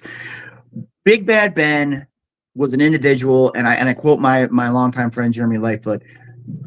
Big Bad Ben was the one that made independent wrestling change in St. Louis. Once Sam Muchnick and the Wrestling at the Chase era had been kind of taken away from us, you only had two real major promotions. You had SICW and the MMWA. Big Bad Ben was the one that stepped out. He wasn't happy in MMWA. He knew, because MMWA and SICW were very similar and they had worked together for many years, that the only way he was going to be able to make a statement was to start his own promotion. He spent plenty of time with a promotion called Midwest Renegade Wrestling, and ultimately became the owner promoter of a promotion called Gateway Championship Wrestling. And Gateway Championship Wrestling brought, to quote my friend Lightfoot, an ECW feel to the St. Louis independent wrestling scene. And when you go back and you look at the history of wrestlers that came in to GCW, and again, this was the first real promotion that brought in names on the regular basis. They brought in the likes of, I believe, their first anniversary show. The main event was RVD and Nova. I mean, right then and there, top-notch matchup. You've got the likes of Mischief, Daisy Hayes, Delirious, Matt Seidel. They had the opportunity to bring in Balls Mahoney. They brought in the Sandman. They brought in New Jack. But by the same token, too, there were events that had people the likes of, and I'm true to this with all the craziness, wrestlers like Doink the Clown. Mm-hmm. They managed to bring that feel of professional wrestling back to the fans in the St. Louis area. And I mean, again, they did so much stuff that was cutting edge for the time. Interesting note, Big Bad Ben was actually in the first sanctioned exploding ring match in St. Louis history. And his opponent? I believe it was the Human Wrecking Ball, Pete Madden. Another one, if you've never got a chance to catch, you need to catch him out on social media. Pete Madden's one of those where he could go out and wrestle somebody like Big Bad Ben, come back later in the night, wrestle a Potted Plant, wrestle him for 59 minutes, 59 seconds, and have the fans chanting for the Potted Plant the whole time. Pete Madden was that good, and Big Bad Ben was that good. He was one of those where he was known for a choke slam, he was known for a power bomb, big guy moves. But this man wasn't beyond the idea of being able to throw spinning wheel kicks and throw in ensiguris and getting up off his feet for a guy who was 350 plus pounds. And being credited as the trainer of Matt Seidel, Delirious. I mean, those guys have done some stuff, and Delirious still continues to. I mean, in creative. Very true. And again, my understanding that he's in charge of creative for TNA at the moment. And again, that's a whole nother story in itself, because the idea, we've heard so many things. Is it going to be him? Is it going to be Road Dogg? I've heard from a few other outlets they might consider the idea of bringing back Scott D'Amore. Who knows what TNA is going to entail? But I can tell you right now, Big Bad Ben was the one that really changed the landscape for St. Louis. And when you look at this, I mean, going back and doing some research here, other names that he brought in the One Man Gang. That's another name to be put out there. He had a gentleman who you're talking about, Delirious and TNA. Be remiss if you weren't talking about the Raw general manager, Adam Pearce. Had spent some time in the GCW or MRW time period as well. And I mean, again, when you have those kinds of wrestlers that are coming in, and Ben was the other one too, of where he wasn't beyond when his promotion was really at the top of the St. Louis marketplace, he wasn't beyond talking to people like Ian Rotten with IWA Mid-South, talking to the Jarretts when they were at the Asylum in Nashville, and having wrestlers from GCW make their way to those promotions and get the chance to go to the next step. And I'll tell you right now, I was inducted last year. I've known of this Hall of Fame pretty much since its inception. My view is Big Bad Ben should have been in about 5 years ago. And it was one of those where there were some people, and I'll just call a spade a spade. There were people who liked Big Bad Ben. There were people that you were fearful that you were going to be in a bar fight with Big Bad Ben because he didn't agree with you. Mm-hmm. But one thing was for certain, Ben told you how it was. And I felt very fortunate before he passed away. About 6 months before he passed away, he and I talked for about an hour. And I had some family in the wrestling industry. My brother helped me get into the wrestling industry, and kind of paying it forward at the end, my nephew has spent some time as a media person for Micro Wrestling and the Big Little Brawler series, which you can see on Discovery. But when Ben and I sat down and talked, I just flat out when I was talking to him, I was like, you're going to hold something that you had with my brother nearly 20 years ago over my head? That's not right. Let me be what I am on my merit. And I mean, we didn't get to hang out a lot, but I knew from that point in time that I had that man's respect. Mm. And that's one of those, if you had his respect, and again, he didn't pull any favors. If you came from another promotion, you had to pay your dues just like anybody else. It didn't matter if you were the champion in another promotion or you were just cutting your teeth. Everybody had to pay the same dues. And Big Bad Ben was the one that really helped change the landscape of St. Louis independent wrestling. And honestly, he was probably the first one out of the group to be pretty much a consensus he needed to be in this Hall of Fame class. Awesome. Oh. Johnny Ramirez, man known for being a part of the Wrestling at the Chase era. He's actually going to be receiving one of our 2 President's Awards, which is basically the president of the organization, Big Jim Harris, sitting down and looking at what they've done. And to give you an idea here, he was an accomplished wrestler. He was very heavily involved not only with the NWA and Wrestling at the Chase, but he was also very heavily involved with Central States.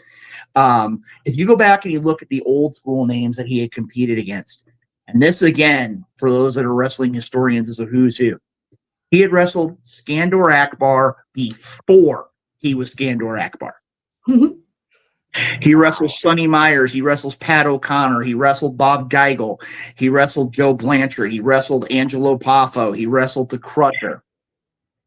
When you look at those names, you got to say that those are the names of people that have done something in this industry. And you might get 1, you might get 2, but when you start seeing 8, 9, 10, 12, 15 wrestlers that have such a reputation, and that's the list and the legacy that you leave.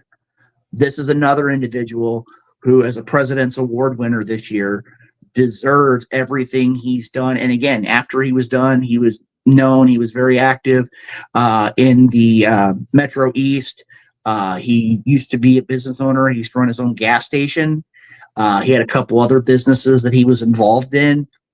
Really kind of became an entrepreneur after his time in the wrestling industry. And again, Johnny Ramirez is one of those where a lot of people don't necessarily know who he is unless you're a true wrestling historian. But on Sunday night, July 19th at Andre's Banquet Center, the Independent St. Louis Wrestling Hall of Fame is going to give you the opportunity to learn more about why Johnny Ramirez and his legacy is so important to St. Louis. What is the belt that he has on? If I'm not mistaken, I have heard that was actually one of the championships of Central States. I have not been able to get anybody to confirm that for me. That picture actually came from one of the inductors this year, a gentleman by the name of Lunatic Max, from his own personal collection. And Lunatic Max had been around wrestling a few years before I got started. So you're looking at somebody who's got nearly 50 years in the wrestling industry. Okay. And again, as you notice, it's not like the WWE or a TNA or an AEW where the belt's got like 7 or 9 plates on it. It's like 1 plate. You might be lucky if you had those side plates, and that was it. I feel like it looks like there is a side plate. I can't tell. Like I said, I don't have my glasses on either, so I look. But that's a really interesting. I don't know. Pondwater, have you ever seen any kind of belt like that before? It kind of looks like one of the Japanese belts. Like I said, It Because- definitely isn't one of the more well-known national promotions. It doesn't really truly look like an NWA title. It might have been something from the Central States era, because really, when you look at the time he was actually in ring, his major four promotions were the NWA, Central States, the St. Louis Wrestling Club, and Southwest Sports. And from the research I've done, he didn't have any championship in Southwest Sports. Mhm. So my gut feeling would be, that wasn't a Southwest Sports belt. So oh no, I I think you're onto something with Central States, and it's Well, and probably it's probably pre-Reggie making the belts for him. that And we very do well. know. Oh, go ahead. I'm sorry. Oh no problem. Like I said, I'm agreeing. And actually, I'm going to try to see here through the magic of the World Wide Web, actually see if we can actually pull up and see exactly what championship from Central States that actually is. And I know that belts can be very similar to other belts, so it could be that there was an inspiration of a Japanese belt that for Well, this one or whatever. That could be a trophy. That could have been made in a trophy shop, though. So That's true. And actually going back and doing the historical look here right now, going back and looking at Central States, I don't see, but in the research that I have here, there's only a handful of championship belts or championship matches that were there.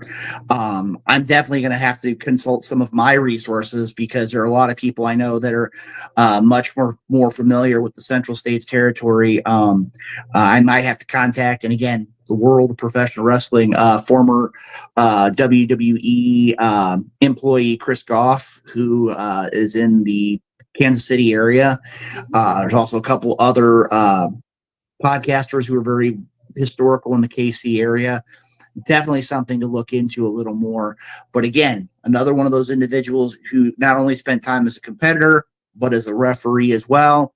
Entrepreneur, brought the total package to the ring of professional wrestling, and very, very deserving of a President's Award here in 2026. So do you give out 2 President Awards each class, or it just depends on the class? This year is the first time that we've actually had multiple President's Awards. There are other side awards, and we'll talk about those here in a minute. This is the other President's Award recipient, and this is a man that's very near and dear to my heart. He is the valedictorian Keon Option, and the reason why he's near and dear to my heart was because I've been in countless promotions with him, and actually I have the honor, along with a longtime rival, Victor Von Stein of the Agents of Chaos, to induct Keon Option this year under the President's Award banner. Keon Option, without a President's Award in the Independent St. Louis Wrestling Hall of Fame, probably doesn't get a nod, because he only spent about 6.5 years in the wrestling industry. But he had wrestled for countless different promotions. He wrestled for Dynamo Pro, former Dynamo Pro Tag Champion. He wrestled for SICW. He wrestled for WLW. He wrestled for High Risk Wrestling. He wrestled for Newbury Wrestling. He wrestled for a lot of different promotions in the St. Louis area. And many people would say, and I'm going to use an old school wrestling term, they would say he was the epitome of a mechanic. He was the individual that, simply put, I'm going to go back to what we were talking about earlier on. He's the kind of man that a belt like this back in the day would have been custom made for. It was one of those where he could go out there with anybody and he would make his matches great. I will say that, and it's not a bias here, it's 40 years of experience. He had probably one of the greatest, if not the greatest, independent matchup I've seen in my entire career. Was him and his tag team partner, the neon icon Justin Dier, taking on a tag team that's now regular in WLW, High Level Enterprise, a place called the Ready Room. And if you get a chance to go on social media and look, these 2 men, or actually I should say these 4 men, took tag team wrestling to a whole nother level. The venue was a concert hall, and at one point they actually were doing high risk moves off of the roof girders. Oh Lord! Well, no, the thing was the idea of where they jump. I remember one instance, one of the wrestlers jumped. It was doing a springboard, jumped over him, and got enough height, hooked onto it, got one swing back, and by that point, the opponent tag team was so similar in styles, did the exact same thing, knocks him off the girder. Oh wow. And I mean, again, it was just that particular reminded me of Jeff Hardy and Edge and the ladder match. Mm-hmm. But that was the kind of matchup that consistently went that way. Oh. But while in the case of Johnny Ramirez is more based on the accomplishments he did inside the ring. A lot of what got Keon Option recognized as a President's Award winner was his work outside of the ring. Mm-hmm. To give you an idea, the man got a bachelor's and master's degree. Bachelor's degree, I believe, was in psychology. Master's degree was in public administration. Very intelligent man. He was former national president of Omega, Alpha Omega Theta Christian Service Fraternity. He was a former president of the student chapter at the University of Missouri of the NAACP. He ran for the Missouri House of Representatives. And sadly, it was 2 weeks after his 30th birthday, he was an Army National Guard officer candidate and was in training, the monthly training that Army National Guard officers do. Mm. And from the story I heard, it was he told his CO, the person in charge of the training, I don't feel good.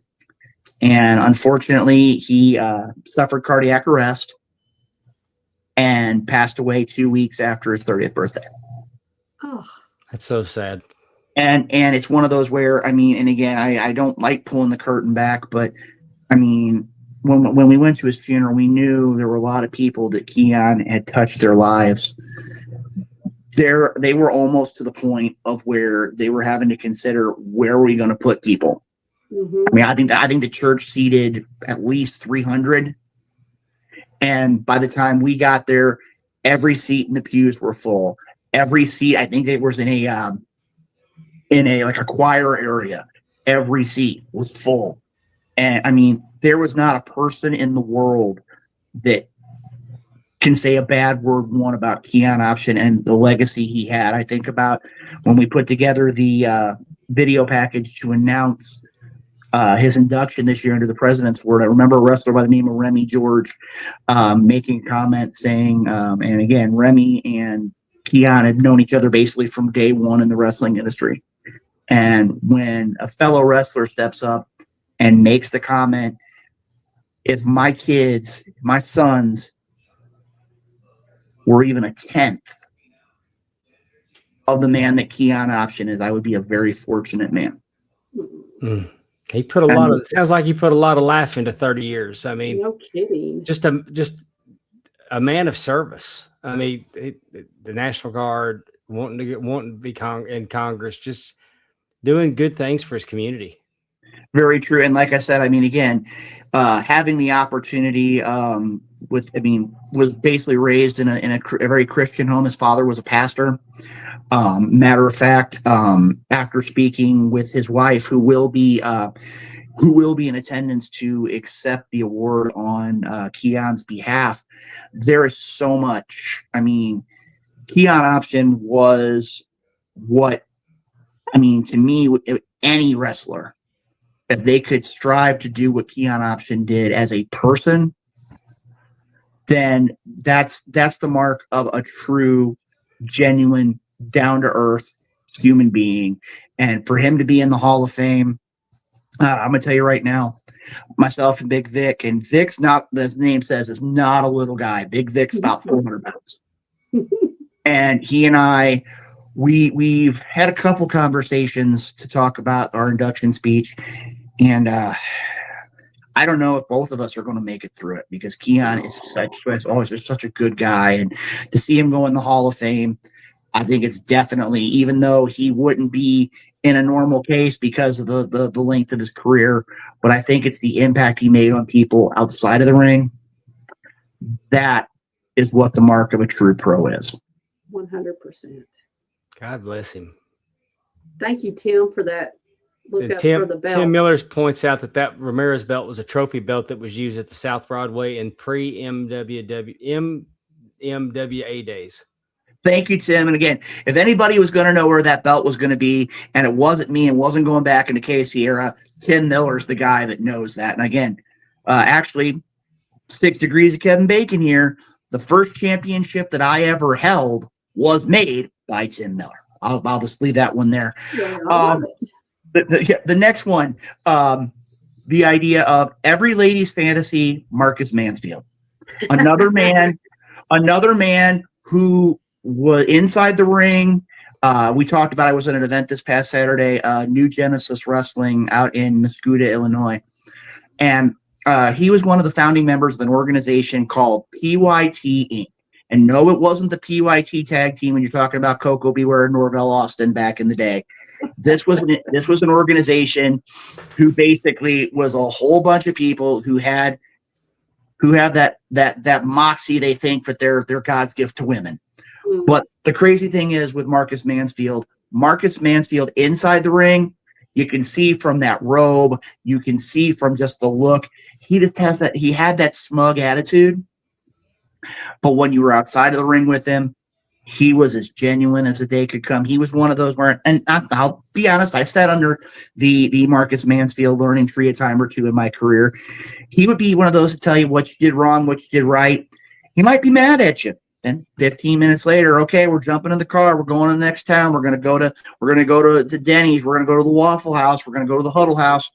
And he would sit and just talk to you about things and let you know what wrestling was all about. I mean, again, besides an in-ring career, 3 different promotions that he had connections to. He was tied to the first relaunch of Central States Wrestling and actually had a written and verbal agreement to use the Central States Wrestling name from the late Bob Geigel. Oh. Had that. Then he was a part of a group called Midwest Powerhouse Wrestling here in St. Louis back in the mid 90s when you had the GCW and PW time period. And most recently, he was affiliated with a group called ACW, which primarily runs Central Missouri. Marcus Mansfield was a true gentleman outside the ring. He was a very God-fearing man, very active in his church as well, very knowledgeable, had a degree in social work outside of the ring. Interesting side note, and if you ever get a chance, WWE Hall of Fame. If you listen to Kane's Hall of Fame speech, Marcus Mansfield was mentioned in his speech. Oh, wow. Because that was his first traveling partner. That was the first guy he could really get to sit under the learning tree and learn from in the world of professional wrestling. Interesting side note, and I think it was on Rivals, if I'm not mistaken. Remember hearing the story of where Kane talks about that he wouldn't have had a friend to come get him when his car broke down after seeing family. He doesn't make it to Bad Blood. I believe and doesn't so. become Kane. That was the friend. Oh, wow. I didn't realize, I guess maybe I didn't realize Kane had such a connection to St. Louis like he I does. didn't either until because you always hear about, OVW, the Unabomber. Mm-hmm. And if you go a little bit farther, you go back to the USWAs of the Christmas Creature. I know for a fact that Mayor Jacobs may not necessarily want to talk about that one too much, but when it comes down to it, and the strange thing too, one of the things I hold very near and dear to my heart, 2 things. One was the idea that I wound up getting him his last interview that he was ever able to really take part in. About a year and a half before he passed away. And he, a few weeks later, wound up passing out. I believe was have a seizure at home. And they went to every possible doctor in the world. They even went to the Mayo Clinic and found out that he had cancer. And he was supported by his family, his church. And I give shout out ACW had I believe it was a super show, and Kane actually got permission from the WWE to come in for it. If I'm not mistaken, the only other show that Kane ever gotten that opportunity for was when Yokozuna passed away, and they did that memorial show for WXW. And when it comes down to, Marcus Mansfield was a great guy, and true story, pulling the curtain back.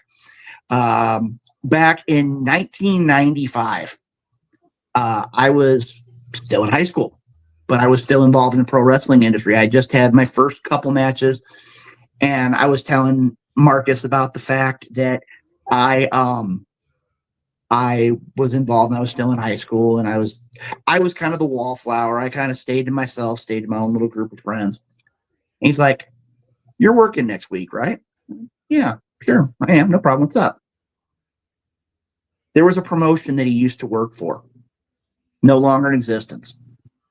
Always carried that promotion's light heavyweight belt in his bag because he had never lost the title. "Here, take this to school." Okay. And the story goes, for about a week, I had that championship. And what was weird is people you never thought would talk to you when you actually have a championship, they start talking to you. Yeah, it's a conversation starter. Exactly. And like I said, Marcus is another one that was gone way too soon. And again, I want to give a shout out to his wife, Carla. I also want to give a shout out to his kids. Last time I talked with her, I believe that their son is actually training for a in-ring debut, hopefully sooner rather than later. But Marcus Mansfield, Every Lady's Fantasy, again, another one that definitely, just from the person he was, that deserves 10 out of 10 times to be put in the independent St. Louis Wrestling Hall of Fame. Awesome. All righty, here we go. My long time friend, Tom Simon. Tom Simon has been anywhere and everywhere. He actually started his career in pro sports back, I believe, in 1976, announcing for the Midwest Thunderbirds roller hockey team or roller derby team. And since that point, he's been everywhere in pro wrestling. He's been an announcer. He's been a booker. He's been a referee. He's been a timekeeper. Let me interrupt you just a second. So if he was the announcer for the Thunderbirds, then there's a chance that I heard him calling roller derby. Because after Saturday Night Wrestling went off, roller derby came on, and I was a huge fan of the Thunderbirds. Very, very true. Like I said, it was one of those where, and I can't remember the gentleman's name that he actually replaced, but I was on another interview, and I actually got to hear the story about the gentleman who was their primary broadcaster, primary announcer, had left. They had hired somebody else who didn't know the first thing about roller derby. And the story goes is that Tom was every Sunday he would go to the Kiel Auditorium for roller derby, and he wound up getting the job, and it ultimately wound up into him being 2 to 3 days a week. He'd be like, I think it was Saturday. I want to say it was Friday night he traveled. Saturday he would do events in Chicago, come back Sunday, have somebody take him to the airport to pick up his car, and then go through his week.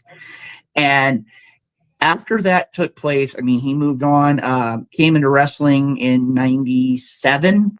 The gentleman who actually really gave me my first big break, Steve Murphy, the man who's going to induct Tom Simon into the Hall of Fame under the Pete Parisi Award. For those that don't know and you get a chance, Pete Parisi was the television guy before St. Louis really had television back in the late 80s, early 90s. He was the one that would go home. He'd take all the footage he had. He would assimilate it into a 60-minute cable access show, and then he would take it to all, like you hear the stories, take it to all the different stations to get the program aired. If you get a chance to check out some of the stuff, Pro Wrestling with Big Daddy, Roger Bailey recently passed away. And then in turn, Pro Wrestling with the Giant Assassin. If you catch that on YouTube, you can see a lot of why Pete belongs in the Hall of Fame and has that recognition. But Tom Simon, besides doing it all, he's been heavily involved outside of the professional wrestling ring. He's been at the Tragos Thez. He's regularly one of the people at the front desk for the Cauliflower Alley Club. He actually, for the last couple of years, has been the anthem singer, both the U.S. and the Canadian national anthem at the Cauliflower Alley Club. And actually, putting a little more out there, Tom Simon has actually graciously volunteered to sing the national anthem to start this year's Hall of Fame. Oh, So, I mean, again, it's one of, and again, his experience is there. He was an accomplished musician when he was younger.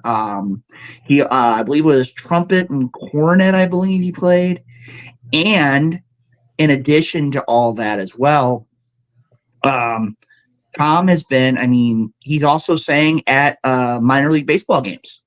So, I mean, he's basically, there's nothing that he can't touch that doesn't seem to work for him. And that last little sidebar, he actually was able in 1997, if I'm not mistaken, was able to organize the first legitimate professional referees strike cool. in the city of St. Louis. And the end result was he wound up costing the MVWA an event. True statement. Tim Lukanoff, who's the Missouri, who's now the Missouri State Office of Athletics Director, remembers that in '97 that they had 3 referees that were on the roster. All 3 referees cited unsafe working conditions, and because none of the 3 of them would go, he would not let the MVWA had an event until the matter was resolved. Wow. So, and again, he's one of those where Tom Simon has been a great friend for many, many years. Actually, when my wife and I bought our new home several years ago, his family lives 10 minutes down the street from me. And anytime he's in the greater St. Louis area, we always make it a point. He gets in contact with his sister. I get a hold of my wife and a couple other family friends. There's a lot of restaurants in our immediate area, and we've had plenty of time of sitting back and enjoying food and having good times and talking about the history of pro wrestling, which with him being the Pete Parisi winner, definitely, if there's an award that fits Tom Simon, the Pete Parisi is him. That is awesome. Yeah. And there's that belt. Nice. And the crazy thing of it all too, with that championship belt, you were talking earlier about big time belts. And I want to give a shout out to not only are they a sponsor of the show, but also I've heard they did a lot of great work. That championship belt was actually made by another U.S. company. The company that made that belt was actually a group called Doomed Outfitters. Okay. And they are a startup company down in the greater Atlanta, Georgia area. And I sat down with their one of their representatives, Will, and Will's like, "What do you want to do?" And I'm like, "Well, I've always been a fan of the WWF Intercontinental Championship, and I actually had the idea of why don't we use the old IWGP style for the side plates to represent all the different promotions." Mm-hmm. And here's the crazy thing of it all: double-sided, as in the double layer belt, which most companies, like you talk to a Reg Park, you talk to a Dave Milliken, you talk to people like Top Rope, you talk to Wildcat. If you want the double thickness stitched together belts, you're looking probably 2 to 3 months. Mm-hmm. From creating the image, creating the blueprint, if you would say it that way, to delivery, 6 weeks. Wow. Man. And they were able to do it. And since that point in time, you name it, they can come up with it. I've seen them make shirts. I've seen them make do designs on different pieces of wrestling gear. I've seen them make things like coffee mugs, koozies, stickers. I mean, you name it. I think now they're getting ready to start going into making professional wrestling posters as well. Oh, cool. So when it comes down to it, if there's anything that they to make need, a comeback, the poster, the poster needs to make a comeback. We have a guy that does our graphics for Bayou Independent Wrestling, and every now and then he'll show up with a stack of posters for a card that he's particularly proud of, and it's nice whenever I can snag one of those. Those Mm-hmm. are, and you know that's a lost art. yeah, and that's one of the things to look at too, is the idea in the world of professional wrestling. A lot of people in 2026 are now going to creating the Facebook events or creating the social media. That's one of the things that there's a lot of promotions here in the St. Louis area Some that pop into mind, like SICW, like the MMWA, like Dynamo Pro, like CHWA, like IEW, among others, that are still in believing that you go to the businesses, you put up the posters, you let people see what you're bringing to the table, because it's great to see it on the social media, but you see hundreds of them. If you can go to your local restaurant or you can go to your local gas station and you see something like that, hey, they took the time to come to see some of these local businesses. If they're going to take their time to be a part of the community like that, maybe I need to put out my money and see what they're all about. And again, I agree with you 100%. The idea of posters, definitely something I've always been a huge fan of, and I really wish would make more of a comeback than they have. Yeah, you're right though about getting out there and actually putting them in storefronts and hitting the streets. And the last time I was in St. Louis, leaving a WWE event, Money in the Bank, Michael Elgin himself was outside with his street team passing out flyers for their event. As a matter of fact, he was going to wrestle. He was going to wrestle Cody. That was out doing his own thing. That was for when he was affiliated, I believe it was with Glory Pro. Yes. And they were going to have their event at the Belclair Fairgrounds. And like I said, that event was one of the biggest, and I'll level. The only event I've seen that's drawn more than that event, there are two that have been in that same league. And ironically, actually three. One was when SICW, it wasn't one of their fan fests, but it was a tribute to the wrestlers of yesteryear. And it was a year they had the Rock and Roll Express. They had Tommy Rich. They had, I think Sergeant Slaughter was there. Jerry Lawler was there. I think that one was pushing 500. I know that Dynamo Pro used to do a lot of events with the Cinco de Mayo Festival in St. Louis, and they would normally draw 500, 600, 700 people. But that's one thing when you sit and you look at pro wrestling, that's what draws people to it. You don't necessarily, you're going to have the fans that watch the WWE or watch an AEW or watch a New Japan or now watch a Triple A since it's under the WWE umbrella. But when you can actually see something and get that idea of these are the wrestlers that are going to shape the future of the industry. And I'll tell you right now, since in the last year or two, there's a gentleman here in the St. Louis area, and he doesn't know I'm going to say anything about this. A gentleman or actually two of them. One is a gentleman by the name of Jalen Strong. He's a man who has a very well accomplished amateur background. A man who is just, and then this is saying something. I think he would give Javon Evans a run for his money in athleticism. Wow. He was a man who I saw. He was sparring with a man that travels with him regularly. From the outside of the ring, ran up flat-footed to the second rope, completely jumped the apron. Second rope, no hands, jumped over the ropes, close to 2/3 of the way across the ring, and hit a Canadian Destroyer. Oh my God. And again, no hands, no nothing. The kid is that good. He's very humble. He's got so many different styles. Another one who a lot of people need to keep an eye out on, and I will say this man's name for the longest time, is a gentleman by the name of the Dragonfly, Chris Exodus. As a kid, grew up, really a bad situation growing up. And the thing that kept him going was pro wrestling. And he's already had the opportunity in his young career. He's been to several different promotions. I know he's been to Rocky Mountain Pro. He's been to OVW. I think right now he's been talking to a few people that we know out in the Southwest. And right now, as it stands, he's one of those where, again, if somebody on a bigger level doesn't pick him up, they would be remiss. But the point I'm getting at is this: those are the kinds of wrestlers you see at your local independent shows, 100%. And then you can go back later on in your lifetime and say, "I saw them win."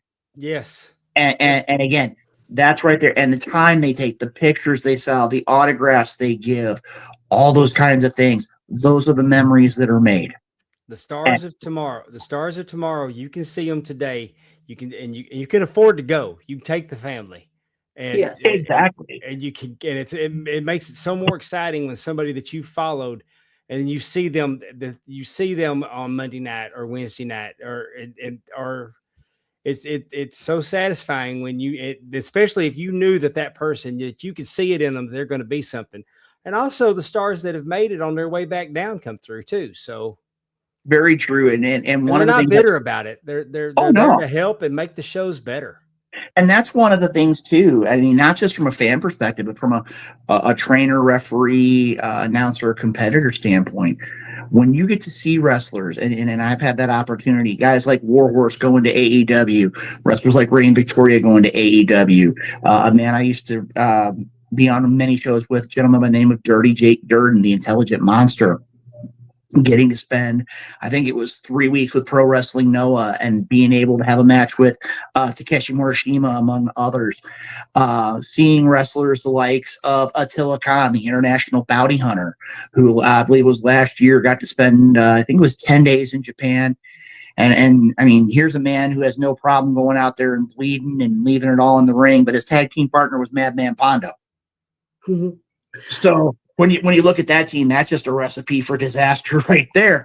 But I mean, when you see wrestlers like that, you see wrestlers like High Level Enterprise who had spent time in Noah, and you see all these wrestlers going to all these different places, and not just as a fan, but as a person behind the scenes, you could say, hey, I knew you could do it. And now you're on those bigger stages, and seeing that makes it all worthwhile. And that's why the Independent St. Louis Wrestling Hall of Fame is in existence, because you have wrestlers that do so much, that go, and like you said, they can reach the top at the local level, they can build up to national or international and come back, they can keep bouncing back and forth, but they always pay it forward. And that's what the Independent St. Louis Wrestling Hall of Fame looks like.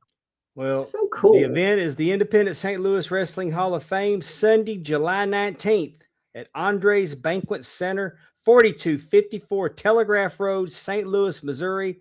The doors are going to open at 12:30. The event starts at 1 p.m. Tickets are $30 in advance, $35 at the door. Visit the website www.istlwhof.com and do yourself a favor. And I don't know if you haven't been to a Hall of Fame event, they're a lot of fun. I mean, just hearing the inductions, meeting the inductees, everybody has a great time, and it's celebrating people that really deserve to be celebrated. And as you could tell by Luke, what Luke's told us, that they're not just good wrestlers, they're great human beings. 100%. Very true. And you know, one thing too, guys, you talk about, it's not just a one and done kind of deal. You look at it from the Independent St. Louis Wrestling Hall of Fame, you get the opportunity to have a meal with your $30 ticket. You get to have the opportunity to be a part of, this year we're actually going to have some different items out for display, different belts, boots, tights, things along those lines, about the historical aspect of it. And just to let people know, we just agreed to this in the last few days. There's actually going to be a 2026 Independent St. Louis Wrestling Hall of Fame pre-show. You heard me right. A pre-show. It's going to be starting at 11:30 a.m., a full 90 minutes before the event begins. It's going to be hosted by Renee Martinez and John Blaine, two very accomplished and very knowledgeable podcasters who are knowledgeable of the area. They're going to be hosting, and it's going to be just like you would see in the WWE without the WWE's budget. We're going to have an opportunity to look at all the reasons, all the things that bring those people into the Hall of Fame. We're going to have special guests that are going to be popping in from time to time. This is going to be a whole day extravaganza. And where else can you go and experience 3, 4, 5 hours of professional wrestling history, excitement, stories, you name it, and you only spend $30? That's a great deal in itself. And again, www.istlwhof.com. Tickets are available online. You can also purchase them at $35 at the door. It's going to be a great night. And like I said, if you want to tune in, there's going to be a lot of different programs that are going to be not only airing the event, but I know there's going to be a lot of them watching them. And if you're watching Talking Rasslin here tonight, this is a show that definitely is going to be taking a part. And on behalf of the Independent St. Louis Wrestling Hall of Fame, we want to say thank you for having us on the program tonight. And like I said, there's going to be plenty more coming up with the Hall of Fame. There's going to be plenty more with St. Louis Wrestling. And anytime you need somebody to come talk on the show, whether it's local, territorial, you name it, the Independent St. Louis Wrestling Hall of Fame would be more than happy to come on and share with your viewers the history, not just of St. Louis pro wrestling, but the sport we all love, professional wrestling. Thank you so much, Luke. I can't thank you enough for your time. That you've been very generous with it. We've gone an hour and a half, and I think we could probably go 2 more hours if we wanted to. Most definitely. Well, so good luck to you and the Hall of Fame, and thank you so much for coming on and telling us all about it. Thank you very much. The door is always Pleasure open. If there's everything you need to get out there, and I'll probably take you up on that offer and bring you back on, because I'd just love to talk about the territory days with you. Yes. Hey, not a problem at all. And like I said, if you want to tune into the best in professional wrestling talk, make it a point. Talking Wrestling right here on all the great social media outlets. Make sure you keep an eye on them. They bring the best each and every episode. Thank you very much for having us, and we'll be right back here real soon. Thank you, Luke. Thank you very much. Good night. Luke Roberts, everybody. That was really, really good. And I can't What wait. a great class. I mean, just like you said, not even just what they did in the ring, but outside of the ring. They are Yes. some great. I mean, those are some great And you can tell it's so dear to his heart, because he was emotional telling us about, a couple. I mean, the ones he gets. I can't wait. One, or at least he said he was going to induct the one. Well, that young the man, Keon, that young man left way too soon, and Oh, I but know. he packed so much life into 30 years. Yes. Yeah, I'm look forward to tuning in. We'll find that on July 19th. I want to watch that Hall of Fame induction. Well, I will say this: I've got something in the works, maybe with Miss Allison Faye. But if that doesn't happen, I may go to that. I may go to the Hall of Fame that weekend. That's not far from you, is it? St. Louis is like 3 hours. Not even that. Well, all right. Like I said, I got plans possibly brewing, but if for whatever reason they don't, I think that would be a great thing to go to. Be sure to check everybody out on our network here at markoutmoments.net. If you're watching us on Facebook or X, come on over and check us out on YouTube as well at markoutmoments.net. That'll take you to our page, all of our great content. We've got Drunken Pop, who just did, I believe, June 2003. The TNA Top 10. We just did the top 10 baseball managers of all time. And, I've grown as a person, because a lot of them in my top 10 I couldn't stand. But you know what? I was. But I loved me some Tommy Lasorda and Billy Martin, and they were 1 and 2 respectively. I said Billy. I would say I'm probably going to throw your algorithm off, because I went basically. It's like, who do I know? I knew Billy Martin from WrestleMania. I didn't even know what team. I didn't know Billy Martin with Steinbrenner firing him, and he was entertaining on the beer commercials, and he's a manager of Texas Rangers early on. Oh, really? Yeah. And then Tommy Lasorda was always on the Tonight Show with Johnny Carson. He was on an episode of Wonderbug that I used to watch Wonderbug. on Saturday morning. It would come on after The Lost Saucer and Dr. Shrinker. And Dr. Shrinker. yeah. I didn't know what that is. Is that like a cartoon, or was that like no, a it was science live action show on ABC. Interesting. The Lost Saucer was Jim Neighbors and Ruth Bussey. I actually do know who those people are. And then you had Dr. Shrinker. Dr. Shrinker, and then and Wonderbug was about like a dune buggy schlepp car. So and it became Ruth schlepp Bussey, car she turned was into on- Wonderbug, and it was just. But I Don got you. Sutton, I think Don Sutton got kidnapped, and Wonderbug saved him, and Tommy Lasorda appreciated that.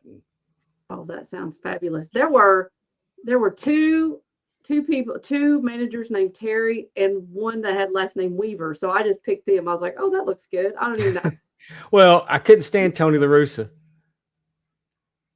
And Who was he? What would he play? he's a manager of the A's and the St. Louis Cardinals, and St. Louis knocked the Rangers out. So I gotcha. But Bobby Valentine was on the list, and I put him on there. He wasn't in top 10, but he's the manager of the Rangers. But man, every time he did an interview, you just want to reach in the TV and just slap him. Oh, really? He was so say arrogant. Stupid stuff? Oh, arrogant. I was gonna say, did you say stupid stuff? Yeah. TJ's doing Bash on the Buttons. That's He's a playing really classic popular video show. games. He does very well with Bash on the Buttons. I mean, I think they do well. Mint card mark out whenever we can afford cards. We log in and open them. I haven't bought anything lately. Have you? Man, I'm thinking of getting a hobby box. Are you? I'm thinking about it. Ooh. Over on the DAV Network, the Double Drop Kick podcast. I was supposed to be on with Kevin this weekend, but I'm doing the fundraiser. So unfortunately, I had to cancel on Kevin. But we are going to get together probably July 25th. I hate to keep doing it, but it's for a good cause. I mean, when Lost Art decided we were going to do the fundraiser. Oh, and Kevin would 100%. Yeah, I mean, he understands. 100% behind that. But I mean, we've missed connections so many times on this. And Spanning the Globe, they'll be on Thursday night talking about wrestling belts. Mark and the crew do a great job on that over on Facebook and YouTube. We went long tonight. Appreciate everybody, and the numbers have not dropped, so I appreciate everybody that's hung in there with us. We've given them a little peppering of all kinds great of guest stuff tonight. Luke was so much fun to have on, so enthusiastic, and I feel like there's more to talk about with just Luke, about what Luke's career and his fandom, and heck yeah, 50 years. Like, so busy telling us about everybody else. So 40 years. Sorry. Yeah, I definitely we're definitely going to have Luke back in here again. And I do want to say just real quickly, Glenn Jacobs, his family was in the Air Force. He grew up in St. Louis. Oh. He actually went to Northeast Missouri State. So little knowledge there. Like I said, I had no idea he was that in, and he wanted to play football. And when that didn't work out, he went to wrestling. So I just thought I'd share that real quick. Well, all right. We'll be back here again next week. Same bat time, same bat channel. You are cursed. No. Yeah, we didn't even get to talk about how great Danhausen is this week. Yeah. We'll talk this week. So much, but it's big wrestling weekend too, so we'll have plenty to talk about next week. Is Night of Champions this weekend? Night of Champions, Slamboree, Great American Bash. I think there's something else. What is AEW? Forbidden Door. Oh, Forbidden Door. It's all this weekend. Yeah. Oh, yeah, we do got a good weekend for wrestling. You can't get your wrestling fix this weekend. You can't get your wrestling fix. I got the ESPN Unlimited, so we'll see how that works for me for Night of Champions. There you go. For Amy Vaughn, I'm Pondwater Dave. We'll thank all y'all for listening, and we'll see you again next week on Talking Wrestling on Mark Out Moments. Good night. Talking Wrestling, time to go. Thanks for watching our epic show.